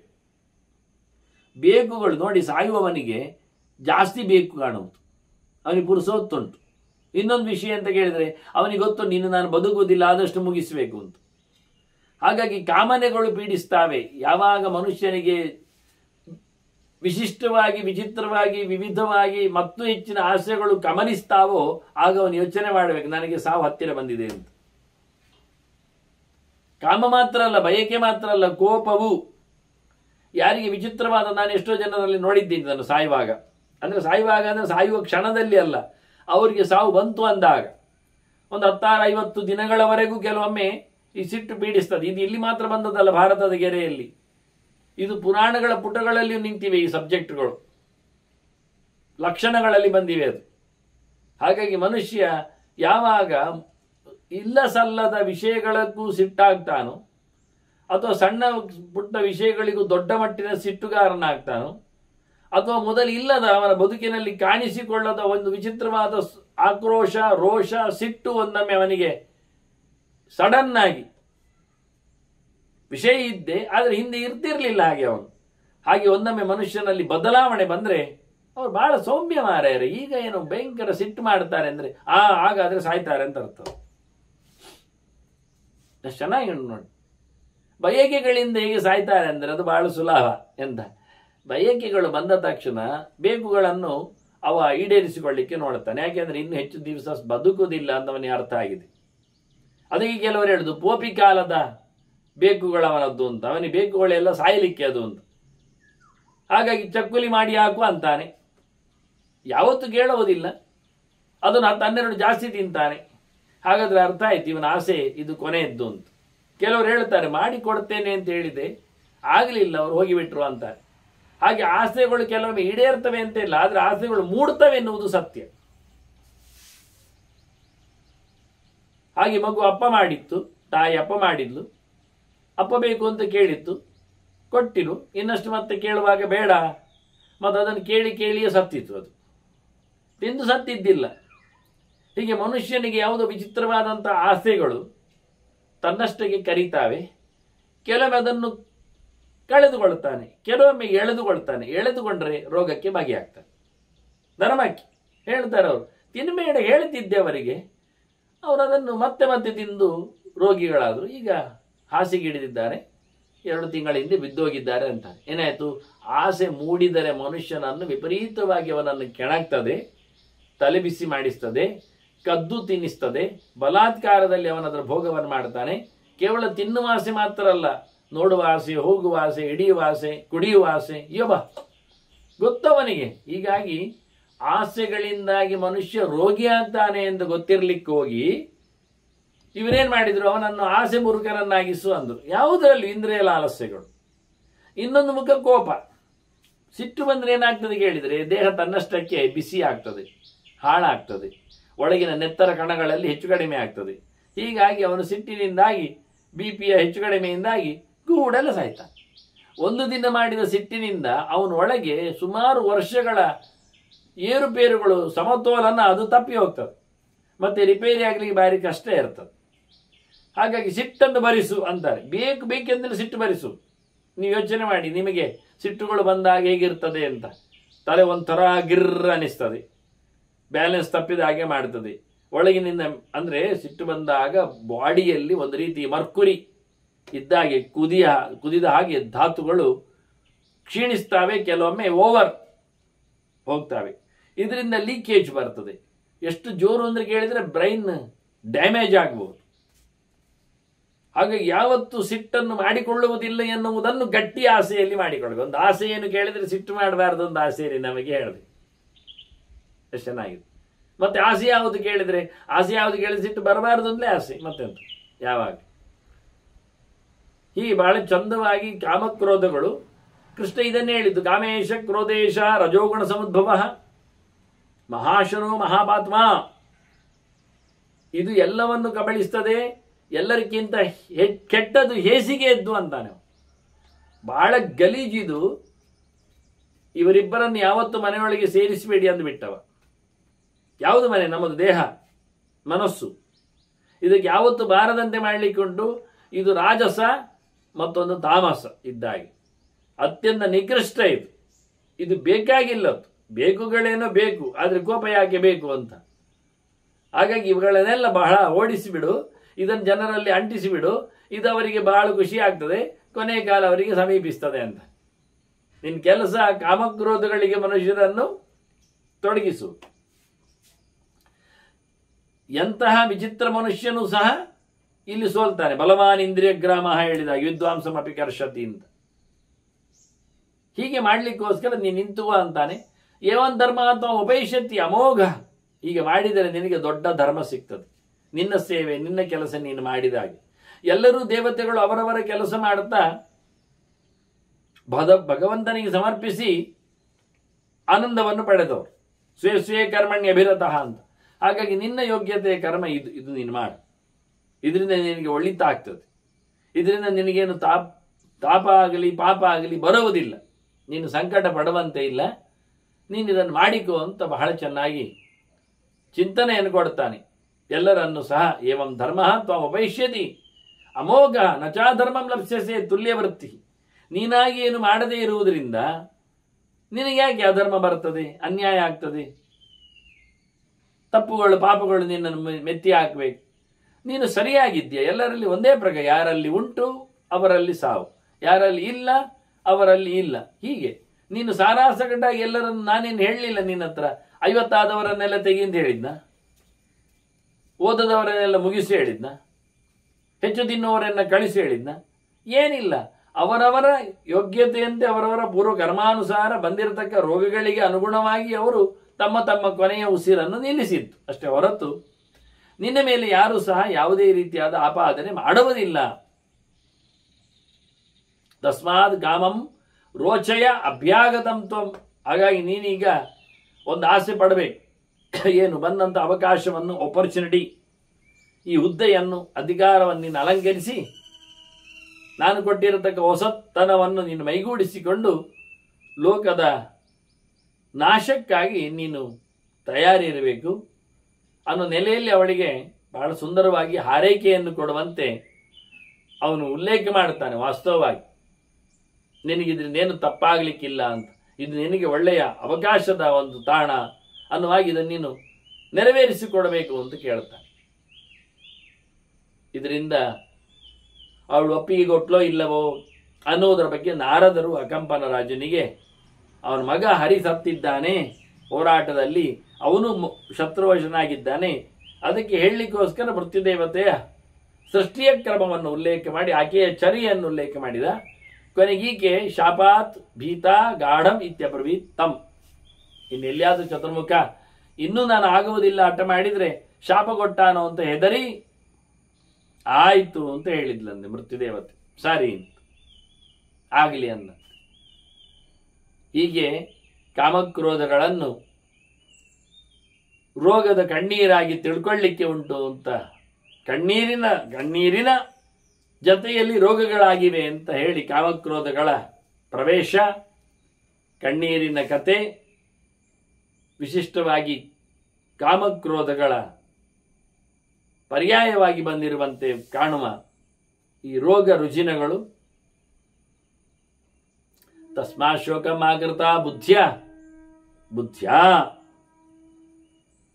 ಮನುಷ್ಯರಿಗೆ ಬರತಕ್ಕಂಥ ಕಾಯಿಲೆ, ಮಾನಸಿಕವಾದ ಕಾಯಿಲೆ ಇರ್ತದೆ, ಕೋಪಾಟೋಪಗಳು, ಇವನ್ನೆಲ್ಲ ನೀನು ಮನಸ್ಸಿನಲ್ಲಿ ಇದೇ ರಾಜನ ಅಕಮ್ಮನ ಬಗ್ಗೆ ನಾರದರು ಹೇಳ್ತಾರೆ. ನೀನು ಅಳಬೇಡ, ದುಃಖಿಸಬೇಡ, ಬುದ್ಧಿಯನ್ನು ಉಪಯೋಗಿಸಿ ನಾನು ಹೇಳಿದ ಚಿಂತನೆಯನ್ನು ಚೆನ್ನಾಗಿ ನೋಡಿಕೊ. ಹೀಗೆ ಎಲ್ಲರೂ ಇಲ್ವ, ಹೀಗೆ ಇಲ್ವಾ? ಸರ್ವೇ ಮಾನವಾ ಏವಂ ಸರ್ವೇ ಮಾನವಾ ಪ್ರಾಣನಾಂತೆ ಗತ್ವಾ ವೃತ್ತಾ ದೇವವತ್ತ ರಾಜಸಿಂಹ. ದೇವತೆಗಳು ಹಾಗೆ ಸಾಯ್ತಾರೆ, ಮತ್ತೆ ಹುಟ್ಟಿ ಬರ್ತಾರೆ, ಮತ್ತೆ ತೆರಳುತ್ತಾರೆ. ಹಾಗೆ ಮನುಷ್ಯರು ಸಹ ಹುಟ್ಟುವುದು, ತಮ್ಮ ಕೊನೆಯ ಚೇಷ್ಟೆಯ ನಂತರದಲ್ಲಿ ತೆರಳುವುದು, ಕೊನೆಯ ಉಸಿರು ಮುಗಿಯುತ್ತದೆ, ಮತ್ತೆ ಹೋಗ್ತಾರೆ, ಮತ್ತೆ ಬೇರೆ ದೇಹವನ್ನು ಪಡಿತಾರೆ. ಈ ರೀತಿಯಾಗಿ ಮನುಷ್ಯರ ವ್ಯವಸ್ಥೆ ಹೋಗುವುದು ಬರುವುದು ಎಲ್ಲ ಇರ್ತದೆ. ಇದು ಮಾಮೂಲಿ, ದೇವತೆಗಳಲ್ಲೇ ಇರುವಾಗ ಮನುಷ್ಯರಲ್ಲೇನು. ಅದರಿಂದ ತಸ್ಮಾತ್ ಪುತ್ರಂ ಶುಚಃ ರಾಜಸಿಂಹ, ನಿನ್ನ ಮಗ ಹರಿಸತ್ತ ಅಂತ ಹೇಳಿಕೊಂಡು ಪರಮ ಭಕ್ತ ಅಂತ ಚಿಂತನೆ ಮಾಡ್ತಾ ನೀನು ಅಳ್ತಾ ಇರಬೇಡ, ದುಃಖವನ್ನು ಪಡಬೇಡ. ಅವನು ಪುತ್ರ ಸ್ವರ್ಗಂ ಪ್ರಾಪ್ಯತೆ ಮೋದದೇಹ, ಅವನು ಸ್ವರ್ಗಕ್ಕೆ ಹೋಗಿರ್ಬೋದು, ಗಮ್ಮತ್ತಿರ್ತಾನಮ್ಮ ಈಗ ಅನ್ನುವ ಹಾಗೆ. ಅಂದ್ರೆ ನಾರದರಿಗೆ ಎಲ್ಲೆಡೆ ಹೋಗಿ ಬರಲಿಕ್ಕೆ ಅವಕಾಶ ಇರಲಿಕ್ಕೆ ಹೋಗಿ ಅವಳು ಬಹಳ ಸ್ಪಷ್ಟವಾಗಿ ಹೇಳುತ್ತಾರೆ. ಹಾಗೆ ನಿನ್ನ ಅತ್ತಿಯೇನು ಪ್ರಯೋಜನ ಆಗ್ತದೆ? ಅವನು ನಿನಗಿಂತ ಸುಖವಾಗಿ ಆರಾಮವಾಗಿ ಇದ್ದಾನಲ್ಲ ಅನ್ನೋ ನೆಲೆಯಲ್ಲಿ ಅವನ ಚರಿತ್ರೆಯನ್ನು ಹೇಳಿದರು. ಮತ್ತೆ ದೇವತೆಗಳ ಬಗ್ಗೆ ಮಾತಾಡಿದ್ದಕ್ಕೆ ಒಂದು ಮಾತು ಹೇಳ್ತಾನೆ, ಬಹಳ ಅದ್ದೂರಿಯಾದ ಮಾತು, ಮಹಾಭಾರತ ಮೆಚ್ಚುವ ಮಾತು. ವಾಯುರ್ಭೀಮೋ ಭೀಮನಾದೋ ಮಹೋಜಾ ಸರ್ವೇಶಾಂಚ ಪ್ರಾಣಿನಾಂ ಪ್ರಾಣಭೂತಃ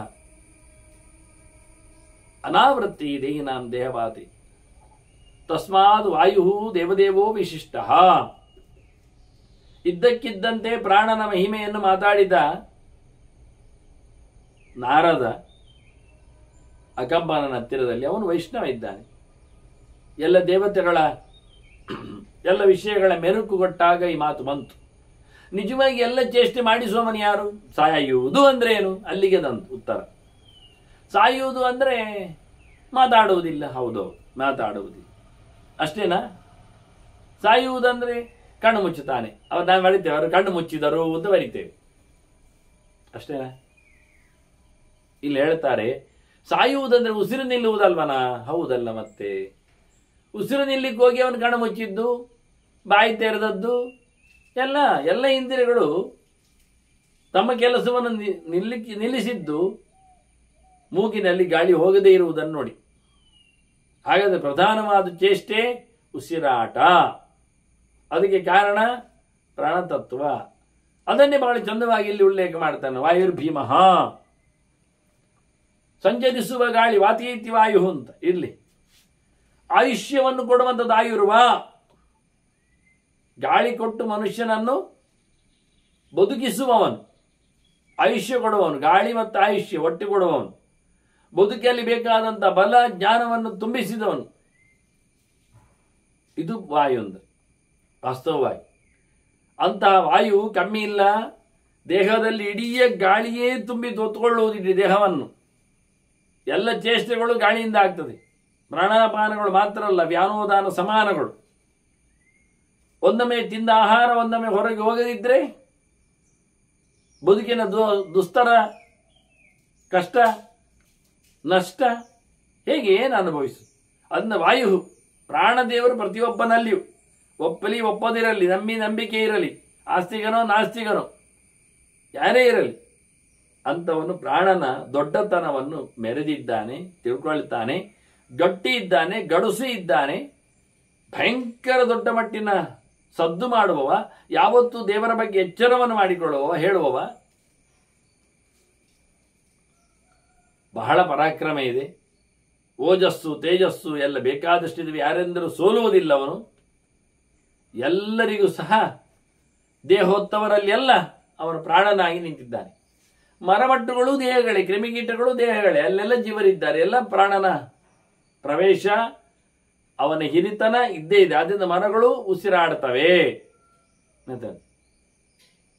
ಅವುಗಳು ತಮ್ಮ ಭೇದವಾದ ಅನಿಲವನ್ನು ಹೊರಗೆ ಸೂಕ್ತವೆ ಎನ್ನುವುದು ಸತ್ಯ.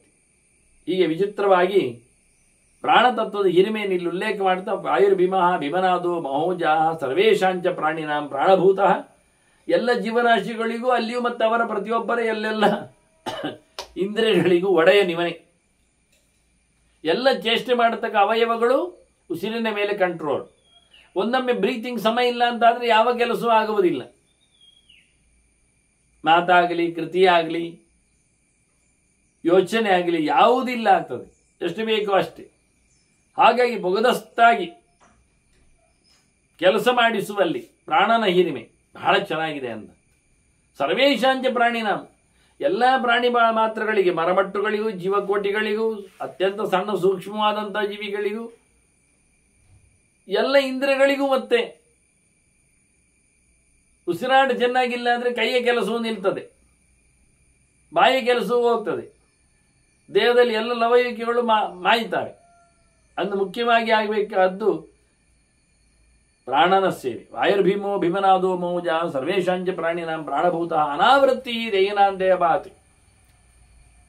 ಮನುಷ್ಯ ದೇಹ ಬಿಟ್ಟಾಗ ಈ ಪ್ರಾಣ ಬರ್ತಾನೆ ಇಲ್ಲವೋ ಪ್ರಶ್ನೆ. ಬರ್ತದೆ, ಅನಸ್ಯಾವೃತ್ತಿ ಅಂತ.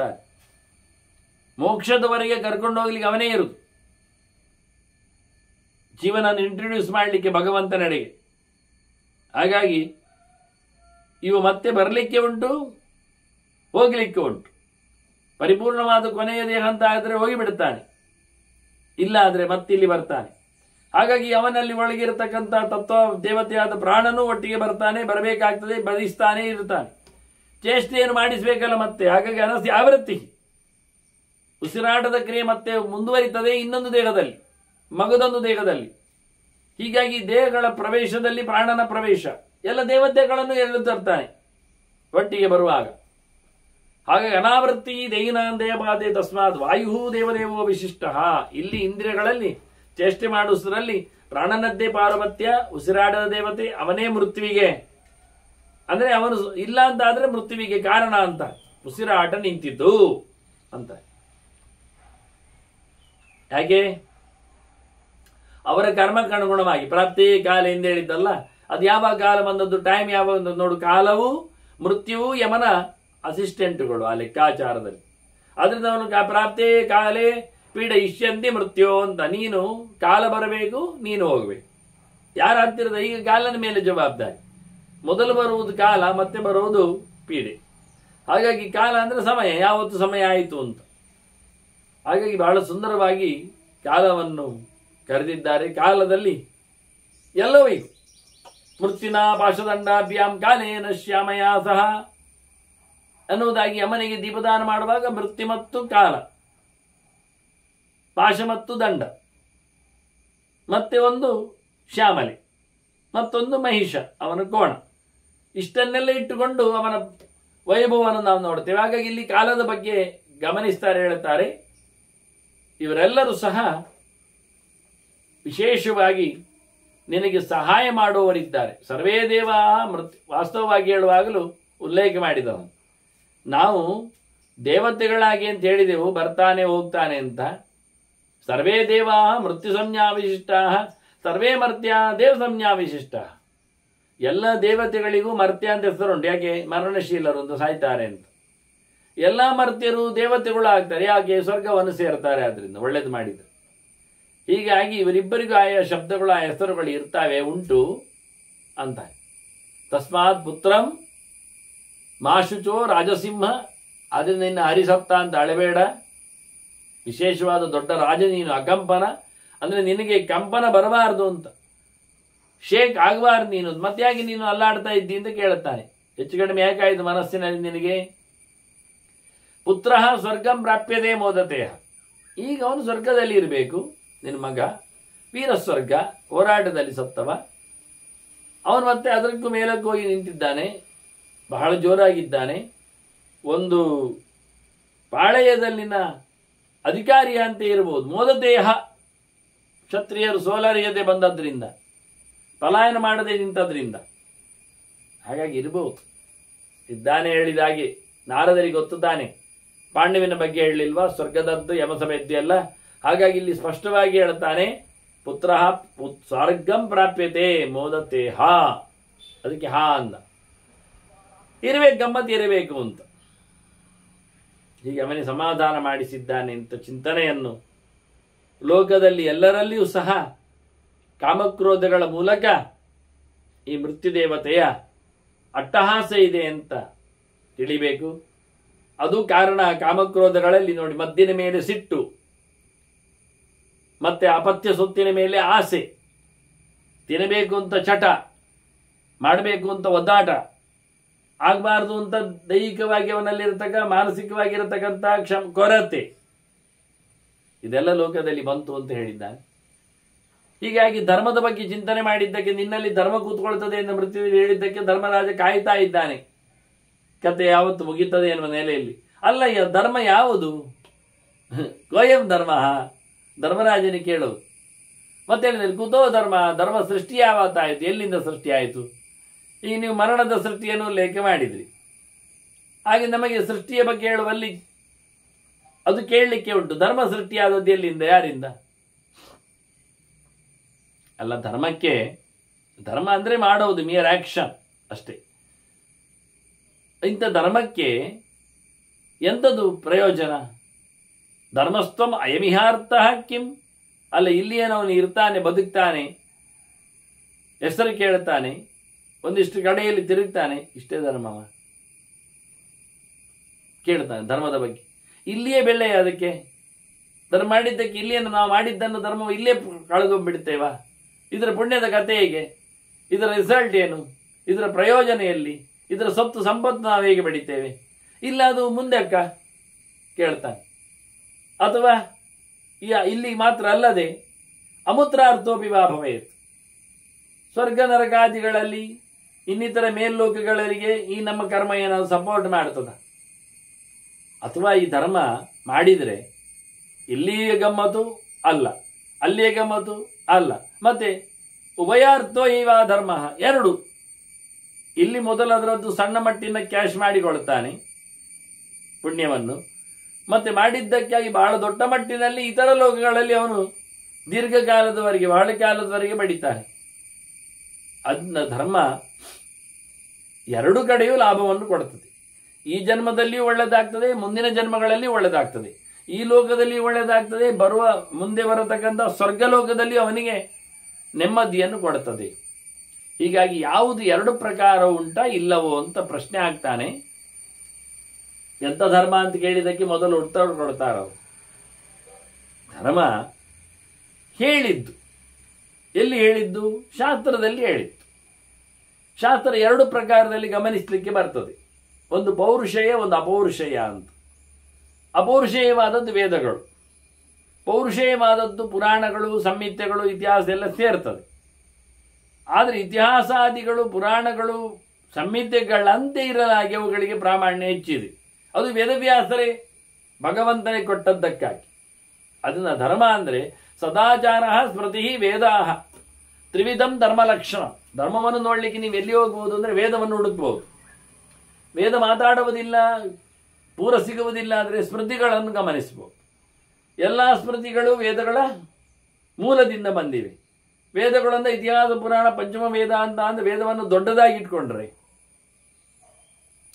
ಅಲ್ಲಿರತಕ್ಕ ಪ್ರಧಾನ ವೇದವಾದ ಇತಿಹಾಸ ಪುರಾಣಗಳನ್ನು ಗಮನಿಸಿದ್ರೆ, ಅದರಲ್ಲಿ ಪುರಾಣಗಳನ್ನು ಆಚೀಚೆ ಮಾಡಲಿಕ್ಕೆ ಹೋದ್ರೆ ಆ ಪುರಾಣಗಳ ಸಾರ ಸಂಗ್ರಹವಾಗಿ ಇತರ ಪುರಾಣಗಳು ಬಂದಂತೆ ಹೆಚ್ಚಿನವುಗಳು. ಹಾಗಾಗಿ ಇವುಗಳು ಏನು ಹೇಳುತ್ತಾವೆ ಅದು ಪ್ರಧಾನವಾದ ಧರ್ಮಗಳು.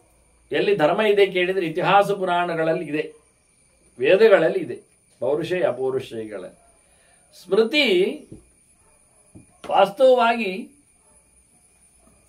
ವೇದ ಪುರಾಣ ಇತಿಹಾಸಗಳಿಂದ ಸಂಕಲನ ಮಾಡಿದ ಒಬ್ಬೊಬ್ಬರ ಮಾತುಗಳ ರಾಶಿಗಳಿದ್ದಾಗೆ. ವಿಶ್ವಾಮಿತ್ರ ಸ್ಮೃತಿ, ವಸಿಷ್ಠ ಸ್ಮೃತಿ, ಲೌಗಾಕ್ಷಿ ಸ್ಮೃತಿ, ಶಂಕಲಿಖಿತ ಸ್ಮೃತಿ, ಯಾಜ್ಞವಲ್ಕ್ಯ ಸ್ಮೃತಿ ಎಲ್ಲ ಹೇಳಿಕೊಂಡು ಮನುಸ್ಮೃತಿ ಎಲ್ಲ, ಇವೆಲ್ಲ ಸಂಕಲನಗಳು ಅಲ್ಲಿಂದ ಎಕ್ಕೆಯಾಗಿದೆ. ಆದರೆ ಇದು ಪ್ರಕರಣ ವಹಿಸಿದೆ. ಇದರಲ್ಲಿ ಏನು ವಿಷಯ ಇದೆ ಕೇಳಿದರೆ ಇಲ್ಲಿ ಕಥೆಗಳಿಲ್ಲ, ವ್ಯಕ್ತಿಗಳು ಬರುವುದಿಲ್ಲ. ಆದರೆ ಕೆಲವೊಮ್ಮೆ ಬರ್ತಾರೆ ಬಿಡಿ, ಇಲ್ಲಿ ಮಾತುಗಳು, ಧರ್ಮಕ್ಕೆ ಬೇಕಾದ ಮಾತುಗಳು ಏಕಪ್ರಕಾರ ಒಂದೇ ಕಡೆಯಲ್ಲಿ ಸಂಗ್ರಹಿತವಾಗಿ ಒಂದರ ಮೇಲೆ ಒಂದು ಕೋಟಿಕ್ರಮದಂತೆ, ಪ್ರಶ್ನೋತ್ತರ ವಿಭಾಗದಂತೆ, ಸಂವಾದದ ಚಿಂತನೆಯಂತೆ, ತಪ್ಪು ಹೆಚ್ಚು ಕಡಿಮೆ ಆಗದಂತೆ ಮಾಡಿಕೊಳ್ಳುವಂತಹ ಒಂದು ವ್ಯವಸ್ಥೆ ಇಲ್ಲಿದೆ. ಯಾವುದೇ ವಿಷಯದಲ್ಲಿ ಆದರೂ ನಾನು ಈ ಹಿನ್ನೆಲೆಯಲ್ಲಿ ಸಂಧ್ಯಾ ಸಮೀಕ್ಷೆ ಎನ್ನುವುದನ್ನು ಬರೆದಿಟ್ಟಿದ್ದೇನೆ. ಅದನ್ನು ನಿತ್ಯ ಮಾಡುವ ಜಪ ಅಷ್ಟೇ, ಏನು ಹೆಚ್ಚು ಕಡಿಮೆ ಇಲ್ಲ ಅದರಲ್ಲಿ. ನಿತ್ಯ ಮನುಷ್ಯ ಮಾಡಲೇಬೇಕಾಗಿರತಕ್ಕಂಥ ಸಂಧ್ಯಾ ವಂದನೆ ಅಂತ ಹೇಳುವಂಥ ಸಂಗತಿ ಅದು ಹೇಗಿರ್ತದೆ, ಅದರಲ್ಲಿ ಮಾಡತಕ್ಕ ಒಂದೊಂದು ಆಕ್ಷನ್ಗಳಲ್ಲಿ ಎಂಥ ತಪ್ಪುಗಳು, ಒಪ್ಪುಗಳು, ನೇರ್ಪುಗಳು ಇವೆ, ಅದಕ್ಕೆ ಏನು ಪ್ರಮಾಣಗಳ ಆಧಾರಗಳು ಹೇಗಿವೆ ಅನ್ನುವುದರ ಬಗ್ಗೆ ಒಂದೊಂದೇ ಪ್ರಶ್ನೆ ಉತ್ತರ ಬಿಡಿಸಿಕೊಂಡು ಹೋಗುವ ಹಾಗೆ, ತನ್ನಷ್ಟಕ್ಕೆ ಇನ್ನಷ್ಟು ಇದೆ ಅದರಲ್ಲಿ. ನಾನು ಕೊಟ್ಟಿದ್ದೇನೇನು ಕಮ್ಮಿ, ಅದಕ್ಕೆ ಸಂಬಂಧಪಟ್ಟದ್ದು ಪರಿಶಿಷ್ಟ ಭಾಗವೇ ನನಗೆ ಅದಕ್ಕಿಂತ 2 ಪಾಲಿದೆ. ಅದರಲ್ಲಿ ಸೇರಿಸಬೇಕಾದವುಗಳು ಅಥವಾ ಪ್ರತ್ಯೇಕವಾಗಿ ಅದನ್ನಿಟ್ಟುಕೊಂಡು ಗಮನಿಸಬೇಕಾದವುಗಳು. ಇದು ಸ್ಮೃತಿಗಳ ನೆಲೆಯಲ್ಲಿ ಬರ್ತದೆ ಒಂದು ದೃಷ್ಟಿಯಿಂದ. ಹೀಗೆ ಸ್ಮೃತಿಗಳು ಮತ್ತೆ ವೇದಗಳು 8 ವೇದಗಳು, ಋಗ್ ಯಜುಸ್ ಸಾಮ ಅಥರ್ವ, ಇದು 4, ಮತ್ತು ಇತಿಹಾಸ ಪುರಾಣ ಪಂಚಮ ವೇದಾನಾಂ ವೇದ ಹೇಳಿದಲ್ಲಿನ ಒಂದು ಪುರಾಣಗಳು, ಮತ್ತು ಇತಿಹಾಸ ಅಂದ್ರೆ ಭಾರತ ಪಂಚರಾತ್ರಂಜ ಮೂಲ ರಾಮಾಯಣ ಅಂತಂದ್ರೆ ಇತಿಹಾಸ ಇದೆ ಪ್ರೋಕ್ತ ಅಂತ. ಭಾರತ ಅಂದ್ರೆ ಮಹಾಭಾರತ, ಪಂಚರಾತ್ರ ಸಂಹಿತೆಗಳು ಮತ್ತೆ ಮೂಲ ರಾಮಾಯಣ, ಈ 8 ವೇದಗಳು ಮತ್ತೆ ಸ್ಮೃತಿಗಳು. ವೇದಗಳು ಕೇವಲ ವೇದಗಳಲ್ಲ, ವೇದಗಳನ್ನು ಅರ್ಥ ಮಾಡಿಕೊಳ್ಳಿಕ್ಕೆ ತೆರೆದಿರತಕ್ಕಂಥ ವೇದಾಂಗಗಳು. ಅದು ಒಟ್ಟಿಗೆ ಬಂದದ್ದು ಬಿಡಿ, ಅದರೊಟ್ಟಿಗೆ ಅದನ್ನು ಹೊರಗೆ ಹಾಕಿ ಚಿಂತನೆ ತಂದವುಗಳು ಸ್ಮೃತಿಗಳು, ಧರ್ಮಶಾಸ್ತ್ರಗಳು ಅಂತ ಅದನ್ನು ಕರೀತಾರೆ ನಿಜವಾಗಿ ಇವತ್ತು. ಅಂಥ ಸ್ಮೃತಿಗಳು ಧರ್ಮವನ್ನು ಉಲ್ಲೇಖ ಮಾಡ್ತದೆ. ಇದು ಭೀಷ್ಮರು ಹೇಳುವಂತಹ ಕ್ರಮ ಏನು ಅಂತ ಹೇಳಿ ಧರ್ಮದ ಬಗ್ಗೆ ಮಾತಾಡಿದಾಗ. ಮತ್ತೊಂದು ಹೇಳ್ತಾರೆ ಸದಾಚಾರ ಅಂತ. ಇಲ್ಲಿ ಸದಾಚಾರ ಎನ್ನುವಲ್ಲಿ ಬಹಳ ಸುಂದರವಾಗಿ ಒಳ್ಳೆಯ ಆಚರಣೆ ಅಂತ ಹೇಳುವ ಅರ್ಥ ಕಂಡಾಗೆ ನಿತ್ಯ ನಡೆಸುವ ಕೆಲಸಗಳು ಎನ್ನುವುದು ಒಂದು ನಮಗೆ ಪ್ರಮಾಣ ಅನ್ನುವಂತೆಯೂ, ಅಂದ್ರೆ ನಿಯತವಾದ ಕೆಲಸ ಅನ್ನುವ ಅರ್ಥ ಮಾಡಿಕೊಂಡಾಗ ನಿಯತಂ ಕರ್ಮ ಕೌಂತೆಯ ಸದೋಷಮಪಿ ನ ತ್ಯಜೇತ್ ಹೇಳುವಲ್ಲಿ ಇದಕ್ಕೆ ಕಾರಣ ಪುರಾಣಗಳು ಇತಿಹಾಸಗಳು ಎನ್ನುವುದು ಸತ್ಯ. ಸ್ಮೃತಿವೇದಗಳಿಂದಲೇ ಇದನ್ನು ಗಮನಿಸಬೇಕಾದ ಎನ್ನುವುದು ಸತ್ಯ. ಪ್ರತ್ಯೇಕವಾಗಿ ಯಾರಲ್ಲಿ ಯಾವುದೇ ಆಚರಣೆಗಳು ಬರುವುದಿಲ್ಲ.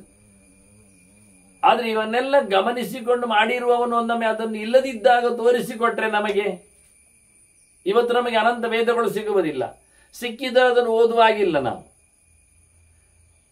ಹಾಗಾಗಿ ಇವತ್ತು ಸಿಗತಕ್ಕಂಥ ಪ್ರಮಾಣಗಳಲ್ಲಿ ಯಾವುದೋ ಕಳೆದು ಹೋಗಿರತಕ್ಕ ಆಚರಣೆ ಅದೊಂದೊಮ್ಮೆ ಉಳಿದಿದ್ರೆ ಅದು ಯಾವುದಕ್ಕೂ ಹಾನಿ ಆಗುವುದಿಲ್ಲ. ಆದರೆ ಅದನ್ನು ಬೆಳೆಸುವಲ್ಲಿ ಅರ್ಥ ಇರ್ತದೆ. ಇದಕ್ಕೆಲ್ಲ ಮೀಮಾಂಸಕರು ಕೆಲವೊಮ್ಮೆ ಹೇಳ್ತಾರೆ ಊಹ್ಯ ಅಂತಾರೆ, ಸ್ಮೃತಿ ರೂಹ್ಯ ಅಂತ.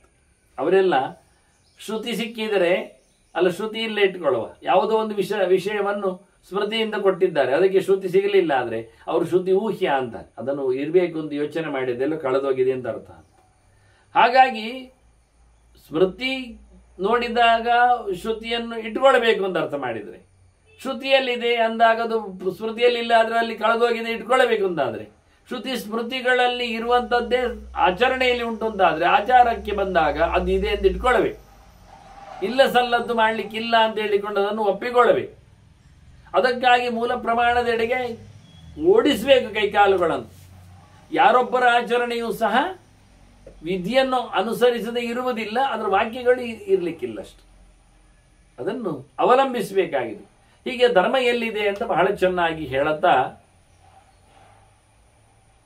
ಇನ್ನು 2 ಕಡೆಯಲ್ಲಿ ಅದಕ್ಕೆ ಲಾಭ ಉಂಟೋ ಇಲ್ಲವೋ ಧರ್ಮಕ್ಕೆ? ಇಲ್ಲಿ ಮಾಡಿದ್ದರೆ ಇಲ್ಲಿಗೆ ಮಾತ್ರವೋ, ಇಲ್ಲಿ ಮಾಡಿದ್ದರು ಇಲ್ಲಿಗಿಲ್ಲದೆ ಅಲ್ಲಿಗೆ ಮಾತ್ರವೋ, ಅಥವಾ ಇಲ್ಲಿ ಮಾಡಿದ್ದು ಇಲ್ಲಿಗೂ ಅಲ್ಲಿಗೂ ಸಿಗ್ತದೋ ಅಂತ ಕೇಳಿಕೊಂಡಿದ್ದ ಧರ್ಮರಾಜ.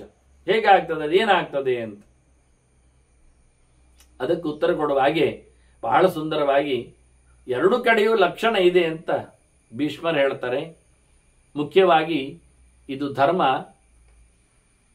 3 ಮಾತ್ರ ಅಲ್ಲ, ಇನ್ನೂ ಒಂದು ಇದೆ, ಚತುರ್ಥಂ ಅರ್ಥಮಪ್ಯಾಹು ಅಂತ. ಪ್ರಯೋಜನ ಇದ್ದಾಗ ಮಾಡುವ ಕ್ರಿಯೆಗಳಲ್ಲಿಯೂ, ಅರ್ಥವತ್ತಾದ ಕ್ರಿಯೆಗಳಲ್ಲಿಯೂ, ಲಾಭವತ್ತಾದ ವಸ್ತುಗಳಲ್ಲಿಯೂ, ಆಚರಣೆಯಲ್ಲಿ ಅನರ್ಥ ಆಗದೇ ಇರತಕ್ಕ ಸಂಗತಿಗಳಾಗಿದ್ದಾಗ, ಇಷ್ಟೆಲ್ಲ ಅರ್ಥಗಳಲ್ಲಿ ಅದನ್ನು ಒಂದು ಇಟ್ಟುಕೊಳ್ಳಬೇಕು ಅಂತ ಕೆಲವರು ಹೇಳುತ್ತಾರೆ ಅಂತಾರೆ. ಕೆಲವರು ಅಂತಾರೆ ದೊಡ್ಡ ಪಕ್ಷ ಆಗುವುದಿಲ್ಲ. ಯಾಕೆಂದ್ರೆ ಅದು ವೇದೋಕ್ತವಾಗಿ ಸ್ಮೃತ್ಯುಕ್ತವಾಗಿ ಸದಾಚಾರದಲ್ಲಿ ಸೇರ್ಪಡೆಗೊಳ್ಳುತ್ತದೆ. ಆದ್ರೆ ಯಾರಾದರೂ ಸೇರಿಸಿಕೊಂಡರೆ ಅನ್ನೋ ನೆಲೆಯಲ್ಲಿ ಅದನ್ನು ಉಲ್ಲೇಖ ಮಾಡ್ತಾರೆ. ಅದಾಗ ಸಾಮಾಜಿಕವಾದ ಅಥವಾ ಟೆಂಪರರಿ ಆದ ಧರ್ಮ ಆಗಿಬಿಡುತ್ತದೆ ಕೆಲವೊಮ್ಮೆ. ದೊಡ್ಡ ವಿಷಯ ಅಲ್ಲ ಅದು. ಹಾಗಾಗಿ ಮುಖ್ಯವಾಗಿ ಇವೆಲ್ಲವೂ ಸಹ 3 ಪ್ರಕಾರದ ಲಕ್ಷಣ ಏನಿದೆ, ಈ ಧರ್ಮಗಳು ಹೇಳಿದಂತೆ ಮಾಡಿದರೆ ಲಾಭ ಕೊಡ್ತದೆ. ಸ್ಮೃತಿ ಶ್ರುತಿಯಲ್ಲಿ ಬಂದಾಗಿದ್ರೆ, ತಪ್ಪಿ ಮಾಡಿದರೆ ಪೆಟ್ಟು ತಿಂತಾನೆ, ಲಾಭ ಬರುವುದಿಲ್ಲ. ಅವಿದ್ಯುಕ್ತಾನಿ ಕರ್ಮಾಣಿ ವ್ಯವಸ್ಯಂತಿ ಉಕ್ತಂ ಊಷರ್. ಬರಡು ಭೂಮಿಯಲ್ಲಿ ಬೀಜ ಹಾಕಿದ್ರೆ ನಾವು 1 ವಾರ ಬಿಟ್ಟು ಹೋಗ್ತೇವೆ, ಮೊಳಕೆ ಬಂತ ನೋಡಿದ್ರೆ ಬರುವುದಿಲ್ಲ. 1 ತಿಂಗಳು ಬಂದು ನೋಡ್ತೇನೆ, ಮೊಳಕೆ ಬರ್ತದೆ ಇದ್ರೆ ಬರುವುದಿಲ್ಲ. ಒಂದು ವರ್ಷದ ನಂತರ ಇಷ್ಟೆತ್ತರ ಮರ ಗಿಡ ಆಗಿರ್ತದೆ ಹೇಳಿದ್ರೆ ಆಗೋದಿಲ್ಲ. 5-6 ವರ್ಷದ ನಂತರ ಹಣ್ಣೆಲ್ಲ ತಿನ್ಲಿಕ್ಕೆ ಕೊಯ್ಲಿಕ್ಕೆ ಬರ್ತದೆ ಅಂದ್ರೆ ಖಂಡಿತ ಸಾಧ್ಯವೇ ಇಲ್ಲ. ಯಾಕೆ? ನೀನು ಬಿತ್ತಿದ್ದೆಲ್ಲಿ? ಮರುಭೂಮಿಯಲ್ಲಿ. ಅದರಲ್ಲಿ ಚಂಡಿ ಬಸೆ ಇಲ್ಲ, ಮಣ್ಣಿನಲ್ಲಿ ನೀರು ಬೀಳುವುದಿಲ್ಲ, ವಿಪರೀತವಾದ ಬಿಸಿಯಲ್ಲಿ ಅದು ಮೊಳಕೆ ಬರುವುದೇ ಇಲ್ಲ. ಅಲ್ಲೇ ಒಳಗೆ ಮಣ್ಣಿನ ಅಡಿಯಲ್ಲಿ ಅದು ಕರಟಿ ಹೋಗಿದೆ, ಕೊಳತೋದಲ್ಲ, ಕರಟಿ ಹೋಗಿದೆ. ಅದನ್ನ ಶಾಸ್ತ್ರದಲ್ಲಿ ಹೇಳದೇ ಇದ್ದ ಕರ್ಮಗಳನ್ನು ನೀವೊಂದೇ ಮಾಡಿದ್ರೆ ಏನಾಗ್ತದೆ ಹೇಳಿದ್ರೆ ಅದು ಮರುಭೂಮಿಯಲ್ಲಿ ಆಗಿದೆ ಬೀಜದಂತೆ ವ್ಯರ್ಥ, ಮೊಳಕೆ ಹೊಡೆಯುವುದಿಲ್ಲ, ಫಲ ಕೊಡುವುದಿಲ್ಲ. ಹೇಳಿದಾಗೆ ಹೇಳದೇ ಇದ್ದದ್ದು ಮಾಡಿ ಏನು ಪ್ರಯೋಜನ ಇಲ್ಲ ಅಂತ. ಎಷ್ಟು ಅವಿಧಿನಾ ಅಕೃತಮೇವ ಅಂತ ಮೀಮಾಂಸಕರ ಪ್ರಕ್ರಿಯೆ. ಹೇಳದಂತೆ ಮಾಡಿದ್ದಕ್ಕೆ ಮಾಡಲಿಲ್ಲ ಅಂತಲೇ ಅರ್ಥ ಅಂತ. ನಾನು ಇಷ್ಟೆಲ್ಲ ಮಾಡಿ ಬಂದಿದ್ದೇನೆ ಮಾರು, ಎಂತ ಎಂತ ಹೇಳಿದಾಗೆ ಮಾಡಿದೆ ಇಲ್ಲ, ಅದೆಂತ ನಂಗೆ ಇಷ್ಟ ಬಂದಾಗೆ ಮಾಡಿದೆ, ಹಾಗಾದ್ರೆ ಲೆಕ್ಕಕ್ಕಿಲ್ಲ ಅಂತ. ಕೃಷ್ಣನ್ ಹೇಳಿದನ್ನೇ ತತ್ವ ಶಾಸ್ತ್ರ ಪ್ರಮಾಣಂತೆ ಕಾರ್ಯವಿರಣಯ ಎಂದು ಮಾಡಬಿಡಿ ಹೇಳಲಿಕ್ಕೆ ಶಾಸ್ತ್ರವನ್ನು ನೋಡ್ಬೇಕಲ್ಲ ಮಾರಾಯ ನೀನು. ಎಷ್ಟು ಶಾಸ್ತ್ರವಿಧಿ ಮುತ್ಸೃಜಿ ಬರ್ತದೆ ಕಾಮಕಾರತ ಅನಸದಿದ್ದಿ ಮಾಪ್ನೋತಿ. ಶಾಸ್ತ್ರವನ್ನು ಲೆಕ್ಕಿಸದೆ ಅದನ್ನು ನೋಡಿಕೊಳ್ಳದೆ ಆದರೆ ಯದ್ವಾತತ್ವ ಮಾಡಿದವ ಇಷ್ಟ ಬಂದಂತೆ ಮಾಡಿದವನಿಗೆ ಏನು ಲಾಭ ಇಲ್ಲ ಅಂತ, ಏನು ಸಿದ್ಧಿ ಆಗುವುದಿಲ್ಲ. ನಸ ಸಿದ್ಧಿಮೋ ನಪರಂ ನ ಸುಖಂ ನಪರಾಂಗದಿಂ, ಅವನಿಗೆ ಒಳ್ಳೆಯದೂ ಆಗುವುದಿಲ್ಲ, ಉದ್ಧಾರ ಆಗುವುದಿಲ್ಲವ ಅಂತಾನೆ. ಹಾಗಾಗಿ ಸ್ಪಷ್ಟವಾಗಿ ಇಲ್ಲಿ ಹೇಳ್ತಾರೆ ಭೀಷ್ಮರು, ಅವಿದ್ಯುಕ್ತಾನಿ ಕರ್ಮಾಣಿ ವ್ಯವಸ್ಥಂತಿ ಉತ್ತಮ ಹುಷಾರೆ. ಮತ್ತೆ ಧರ್ಮ ಬಂದದ್ದು ಯಾಕೆ? ಬದುಕಲಿಕ್ಕೆ ಮಾರಾಯ. ಲೋಕೆ ಯಾತ್ರಾರ್ಥಮೇಮೇಯ ಧರ್ಮಸ್ಯ ನಿಯಮಕೃತ. ಇಲ್ಲಿ ನಾವು ಗೆಲ್ಲಬೇಕು ಅಂತಲೇ ಬಂದದ್ದು. ಶರೀರ ಯಾತ್ರೆ ಆಗಬೇಕು, ಈ ಲೋಕವನ್ನು ಗೆಲ್ಲಬೇಕು, ಮತ್ತೆ ಉಭಯತ್ರ ಸುಖೋದರಕ್ಕೆ. ಇಲ್ಲಿಯೂ ಒಳ್ಳೇದಾಗ್ಲಿಕ್ಕೆ ಅಲ್ಲಿಯೂ ಒಳ್ಳೇದಾಗ್ಲಿಕ್ಕೆ. ಧರ್ಮರಾಜ ಕೇಳಿದ್ನಲ್ಲ, ಇಲ್ಲಿ ಒಳ್ಳೇದಕ್ಕ ಧರ್ಮ, ಅಲ್ಲಿ ಒಳ್ಳೇದಕ್ಕ ಧರ್ಮ, ಎರಡು ಕಡೆಯ ಅಂತ ಭೀಷ್ಮರು ಹೇಳ್ತಾರೆ. ಎರಡು ಕಡೆಗೂ ಅಂತ. ನೀನು ಅಲ್ಲಿಗೋಸ್ಕರ ಮಾತ್ರ ಮಾಡುವುದಲ್ಲ, ಇಲ್ಲಿಗೋಸ್ಕರ ಮಾಡಲಿಕ್ಕೆ ಬರ್ತದೆ. ಇಲ್ಲಿಗೋಸ್ಕರ ಮಾತ್ರ ಅಲ್ಲ ಮಾಡಿದ್ದು, ಅಲ್ಲಿಗೋಸ್ಕರ ಹೋಗ್ತದೆ. ಅಲ್ಲಿ ಇಲ್ಲಿ ಎರಡು ಕಡೆ ಈ ಲೋಕವನ್ನು ಪರಲೋಕವನ್ನು ಸಹ ಉತ್ತಮವಾಗಿ ಪಡೆಯುವಂತೆ, ದಕ್ಕಿಸಿಕೊಳ್ಳುವಂತೆ, ಮೆರೆಯುವಂತೆ ಆಗಲಿಕ್ಕೆ ಧರ್ಮ ಇರುವುದು ಅಂತ. ಧರ್ಮದ ಬಗ್ಗೆ ಬಹಳ ಸುಂದರವಾದ ವ್ಯಾಖ್ಯೆಯನ್ನು ಕೊಡ್ತಾ, ಒಳ್ಳೆ ರೀತಿಯಿಂದ ಧರ್ಮವನ್ನು ಮಾಡುವವ ಒಳ್ಳೆದಾಗ್ತಾನೆ. ಲಬ್ಧ್ವಾ ನಿಪುಣಂ ಧರ್ಮಂ ಪಾಪ ಪಾಪೇ ಪ್ರಸಜ್ಜತಿ. ಅಲಬ್ಧ್ವಾ ನಿಪುಣಂ ಧರ್ಮಂ ಪಾಪ ಪಾಪೇ ಪ್ರಸಜ್ಜತಿ. ಒಳ್ಳೆಯ ಧರ್ಮವನ್ನು ಪಡೆದ್ನ ಒಳ್ಳೆದಾಗ್ತಾನೆ. ಒಳ್ಳೆಯ ಧರ್ಮವನ್ನು ಪಡೆಯದೇ ಇದ್ರೆ ಅವನು ಪಾಪಿ ಆಗ್ತಾನೆ. ಧರ್ಮವನ್ನು ಚೆನ್ನಾಗಿ ಪಡೆಯದೇ ಇದ್ರೆ ಧರ್ಮವನ್ನು ಚೆನ್ನಾಗಿ ಪಡಿಬೇಕು. ನಿಪುಣಂ ಹೇಳಿದಾಗೆಲ್ಲ ಅದರದ್ದು ಕಾಂಟೆಸ್ಟ್ ಲೆಕ್ಕಾಚಾರದಲ್ಲಿ ಅದರದ್ದು ಸ್ಪಿರಿಟ್ ಏನು ಅಂತ ಗ್ರಹಿಸಿಕೊಂಡು ಮಾಡಬೇಕು. ಹಾಗೆ ಮಾಡಿದವ ಕೆಟ್ಟದ್ದು ಮಾಡೋದಿಲ್ಲ. ಹಾಗೆ ಗ್ರಹಿಸದವ ಕೆಟ್ಟದಾಗಿ ನಡೆಸ್ತಾನೆ, ಪಾಪವನ್ನು ಮಾಡ್ತಾನೆ. ಮತ್ತೇನಾಗುತ್ತೆ ಕೇಳಿದ್ರೆ ಎಲ್ಲ ತಿದ್ದುಕೊಳ್ತಾನೆ. ಇಲ್ಲಪ್ಪ ನಜ ಪಾಪಕೃತಃ ಪಾಪಾತ್ ಮುಚ್ಚಂತೆ ಕೇಚಿದಾಪದಿ. ಹೆಚ್ಚಿನವರೆಲ್ಲ ಪಾಪ ಮಾಡಿದವರು ಮತ್ತೆ ಆಪತ್ಕಾಲದಲ್ಲಿ ಪಾಪದಿಂದ ತಪ್ಪಿಸಿಕೊಳ್ಳುವುದಿಲ್ಲ, ಆಗಲೂ ತಪ್ಪೇ ಆಗ್ತದೆ, ಪಾಪವೇ ಮಾಡ್ತದೆ. ಒಮ್ಮೆ ಪಾಪವನ್ನು ಅಭ್ಯಾಸ ಮಾಡಿಕೊಂಡವ ಮತ್ತೆ ಎಲ್ಲಿಯಾದರೂ ಇನ್ನೊಮ್ಮೆ ಸರಿ ಮಾಡಿಕೊಳ್ತೇನೆ ಮಾಡುವುದಿಲ್ಲ ಅಂತ. ಹೆಚ್ಚಿನವರೆಲ್ಲ ಪಾಪಿಗಳು ಹೀಗೆ ತಮಗೆ ತೊಂದರೆ ಬಂದಾಗಲೂ ಅನ್ಯಾಯ ಮಾಡೋದು ಬಿಡುವುದಿಲ್ಲ ಅಂತಾರೆ. ಇದು ವಿಷಯ. ಆಪತ್ತುಕಾಲದಲ್ಲಿಯೂ ಸರಿಯಾಗ್ತಾರೆ ಕೇಳಿದ್ರೆ ಇಲ್ಲ. ಗಮ್ಮತ್ತಿನಲ್ಲಿದ್ದಾಗ ಮಾತ್ರ ಅನ್ಯಾಯ ಮಾಡುವುದಲ್ಲ ಅವರು, ಅವರಿಗೆ ತೊಂದರೆ ಬಿದ್ದಾಗಲೂ ಅನ್ಯಾಯ ನಿಲ್ಲಿಸುವುದಿಲ್ಲ. ಅದನ್ನ ಧರ್ಮ ಎಲ್ಲಿ ನಿಲ್ತದೆ ಹೇಳೋದು ನಾವು? ನಿಜವಾಗಿ ಧರ್ಮದ ಕಥೆ ಏನು? ಅಪಾಪವಾದಿ ಭವತಿ ಯಥಾ ಭವತಿ ಧರ್ಮವಿತ್ತು. ಚೆನ್ನಾಗಿ ಧರ್ಮವನ್ನು ತಿಳ್ಕೊಂಡವನಿಗೆ ಯಾವತ್ತೂ ಪಾಪದ ಲೇಪ ಇಲ್ಲ. ಅವನು ತಪ್ಪು ಮಾಡಲಿಕ್ಕೆ ಹೋಗುವುದಿಲ್ಲ. ಧರ್ಮ ತಿಳ್ಕೋ, ಒಳ್ಳೇದು ಮಾಡಲಿಕ್ಕೆ ಆಗ್ತದೆ. ಧರ್ಮಸ್ಯ ನಿಷ್ಠಾ ಸ್ವಾಚಾರ. ಧರ್ಮ ಎಲ್ಲಿ ನಿಂತಿದೆ ಕೇಳಿದ್ರೆ ಒಳ್ಳೆ ಆಚಾರದಲ್ಲಿ ನಿಂತಿದೆ, ಒಳ್ಳೆ ಕ್ರಿಯಾಶೀಲತೆಯಲ್ಲಿ ಕೂತಿದೆ, ಒಳ್ಳೆ ಕೆಲಸಗಳೇ ಧರ್ಮ, ಮತ್ತೇನಲ್ಲ. ಅದನ್ನ ತಮೇವ ಆಶ್ರಿತ್ಯ ಜಾವಸ್ಯೇತ್. ಅಂತಹ ಶುದ್ಧವಾದ ಆಚರಣೆಯನ್ನು ಅಪ್ಪಿಕೊಂಡೇ ನಾವು ಬದುಕಬೇಕು, ಅದರಲ್ಲೇ ಇರಬೇಕು. ರಮತೆ ಇದೆ. ಬಹಳ ಸುಂದರವಾಗಿ ಕೆಲವು ಮಾತುಗಳನ್ನು ಉಲ್ಲೇಖ ಮಾಡ್ತಾರವರು. ಕಳ್ಳ ಕದ್ದ ಯಾವಾಗ ಗಮದಲ್ಲಿ ಇರ್ತಾನೆ? ರಾಜ ಸರಿ ಇಲ್ಲದಲ್ಲಿ ಮಾತ್ರ ಗಮದಿರ್ತಾನೆ ಅಲ್ವಾ? ರಮತೆ ನಿರಹರನ್ ಸ್ಥೇನಃ ಪರವಿತ್ತಂ ಅರಾಜಕ್ಕೆ. ಎಲ್ಲಿ ರಾಜ ಗಟ್ಟಿದ್ದಾನೆ ಅಲ್ಲಿ ಕದ್ದು ಮೇರಿಲ್ ನೋಡುವ. ಏನಾಯ್ತಾಗಾದ್ರೆ ಕಳ್ಳತನದಲ್ಲಿ ಇಲ್ಲಿ ಮೆರಿಲಿಕ್ಕೆ ಬರ್ತದೆ ಇಲ್ಲ ಎನ್ನುವ ಪ್ರಶ್ನೆ ಅಲ್ಲ. ಕಳ್ಳತನದಲ್ಲಿ ಮುಂದಕ್ಕೆಂತೂ ಬರುವುದೇ ಇಲ್ಲ ಬಿಡಿ. ಪರಲೋಕದಲ್ಲಿ ಇಲ್ಲ ಅವನಿಗೆ ಉದ್ಧಾರ. ಈ ಲೋಕದಲ್ಲಿ ರಾಜ ಇಲ್ಲದಿದ್ರೆ ಆಗ್ತದೆ, ದಂಡನೆ ಇಲ್ಲದಿದ್ರೆ ಆಗ್ತದೆ, ಸಿಕ್ಕಿ ಬೀಳದಿದ್ರೆ ಆಗ್ತದೆ ಅಷ್ಟೇ. ಆದ್ರೆ ಅದು ಲಾಭವ ಅವನಿಗೆ? ಅನುಕೂಲವ? ಯಾಕೆ ಕೇಳಿದರೆ ಅವನ ಹತ್ರ ಮೇಲೆ ಕೇಳುವ, ಎಂತ ನಿಂಗೆ ರಾಜ ಬೇಕೇ ಬೇಡ, ಬೇಡವಾ, ಯಾಕೆ ನಾನು ಕದ್ದರೆ ಮತ್ತೆ ಸಿಕ್ಕಿ ಬಿಡ್ತೇನಲ್ಲ ಅಂತಾನೆ. ಒಂದು ಕೆಲಸ ಮಾಡುವ, ಎಂಥದ್ದು ಇಲ್ಲ, ನಿನ್ನೆ ಎಂತ ಕದ್ದಿದೆ ಅದು ಹೇಳೋದಿಲ್ಲ ಅಂತಾನೆ. ನಂಗೆ ಗೊತ್ತು ಎಂತ ಕದ್ದೆ ಅಂತ. ನಾ ಎಲ್ಲಿ ಯಾಕೆ ಹೇಳಿದೆ, ಅದು ನಾನು ತೆಗೆದಿದ್ದೇನೆ. ನೀನು ತೆಗೆದಿದ್ಯಾ, ನಿಂಗೆ ಎಲ್ಲಿ ಸಿಕ್ಕಿದ್ದು, ನೀನು ಕಳ್ಳ ಅಲ್ವಾ, ಹೌದು, ಮತ್ತು ನಾನು ಕಳ್ಳ ಆಗಿದ್ದೇನೆ ಈಗ ಅಂತಾನೆ. ಹೇಗೆ ನೋಡಿ ಎಲ್ಲಿ ಉಂಟು, ಹೋಗಿ ನೋಡ್ತಾನೆ, ಇಲ್ಲ ಅವನದ್ದು ಈಗ ಕದ್ದಿದ್ದಾನೆ. ಈಗ ಆ ಕಳ್ಳನ ಹತ್ರ ಕೇಳೋದು ಈಗ ಮತ್ತೆ, ಎಂತ ನಿಂಗೆ ರಾಜ ಬೇಕಾ, ಬೇಕು, ಯಾಕೆ ನೀನು ಕದ್ದಿದ್ದಿಲ್ಲ, ನಾನು ಹೇಳ್ತೇನೆ, ದೂರು ಕೊಡ್ತೇನೆ. ನಿನಗೆ ನಿನ್ನ ಕಳ್ಳತನದ ಸೊತ್ತು ಕಳೆದೋದ್ರೆ ನೀನು ಇನ್ನೊಬ್ಬ ನನ್ನನ್ನು ಘಾಸಿ ಮಾಡುವ ಬೇಕು ಅಂತ ಹೊಡಿಲಿಕ್ಕೆ ನೋಡ್ತೀಯ. ಅದೇ ನೀನಿನ್ನೊಬ್ಬರದ್ದು ಕದ್ದಾಗ ನಿನಗೆ ರಾಜ್ಯ ಯಾಕೆ ಬೇಡಾಗ? ಇದು ಲಾಜಿಕ್ ಬಹಳ ಚೆನ್ನಾಗಿದೆ.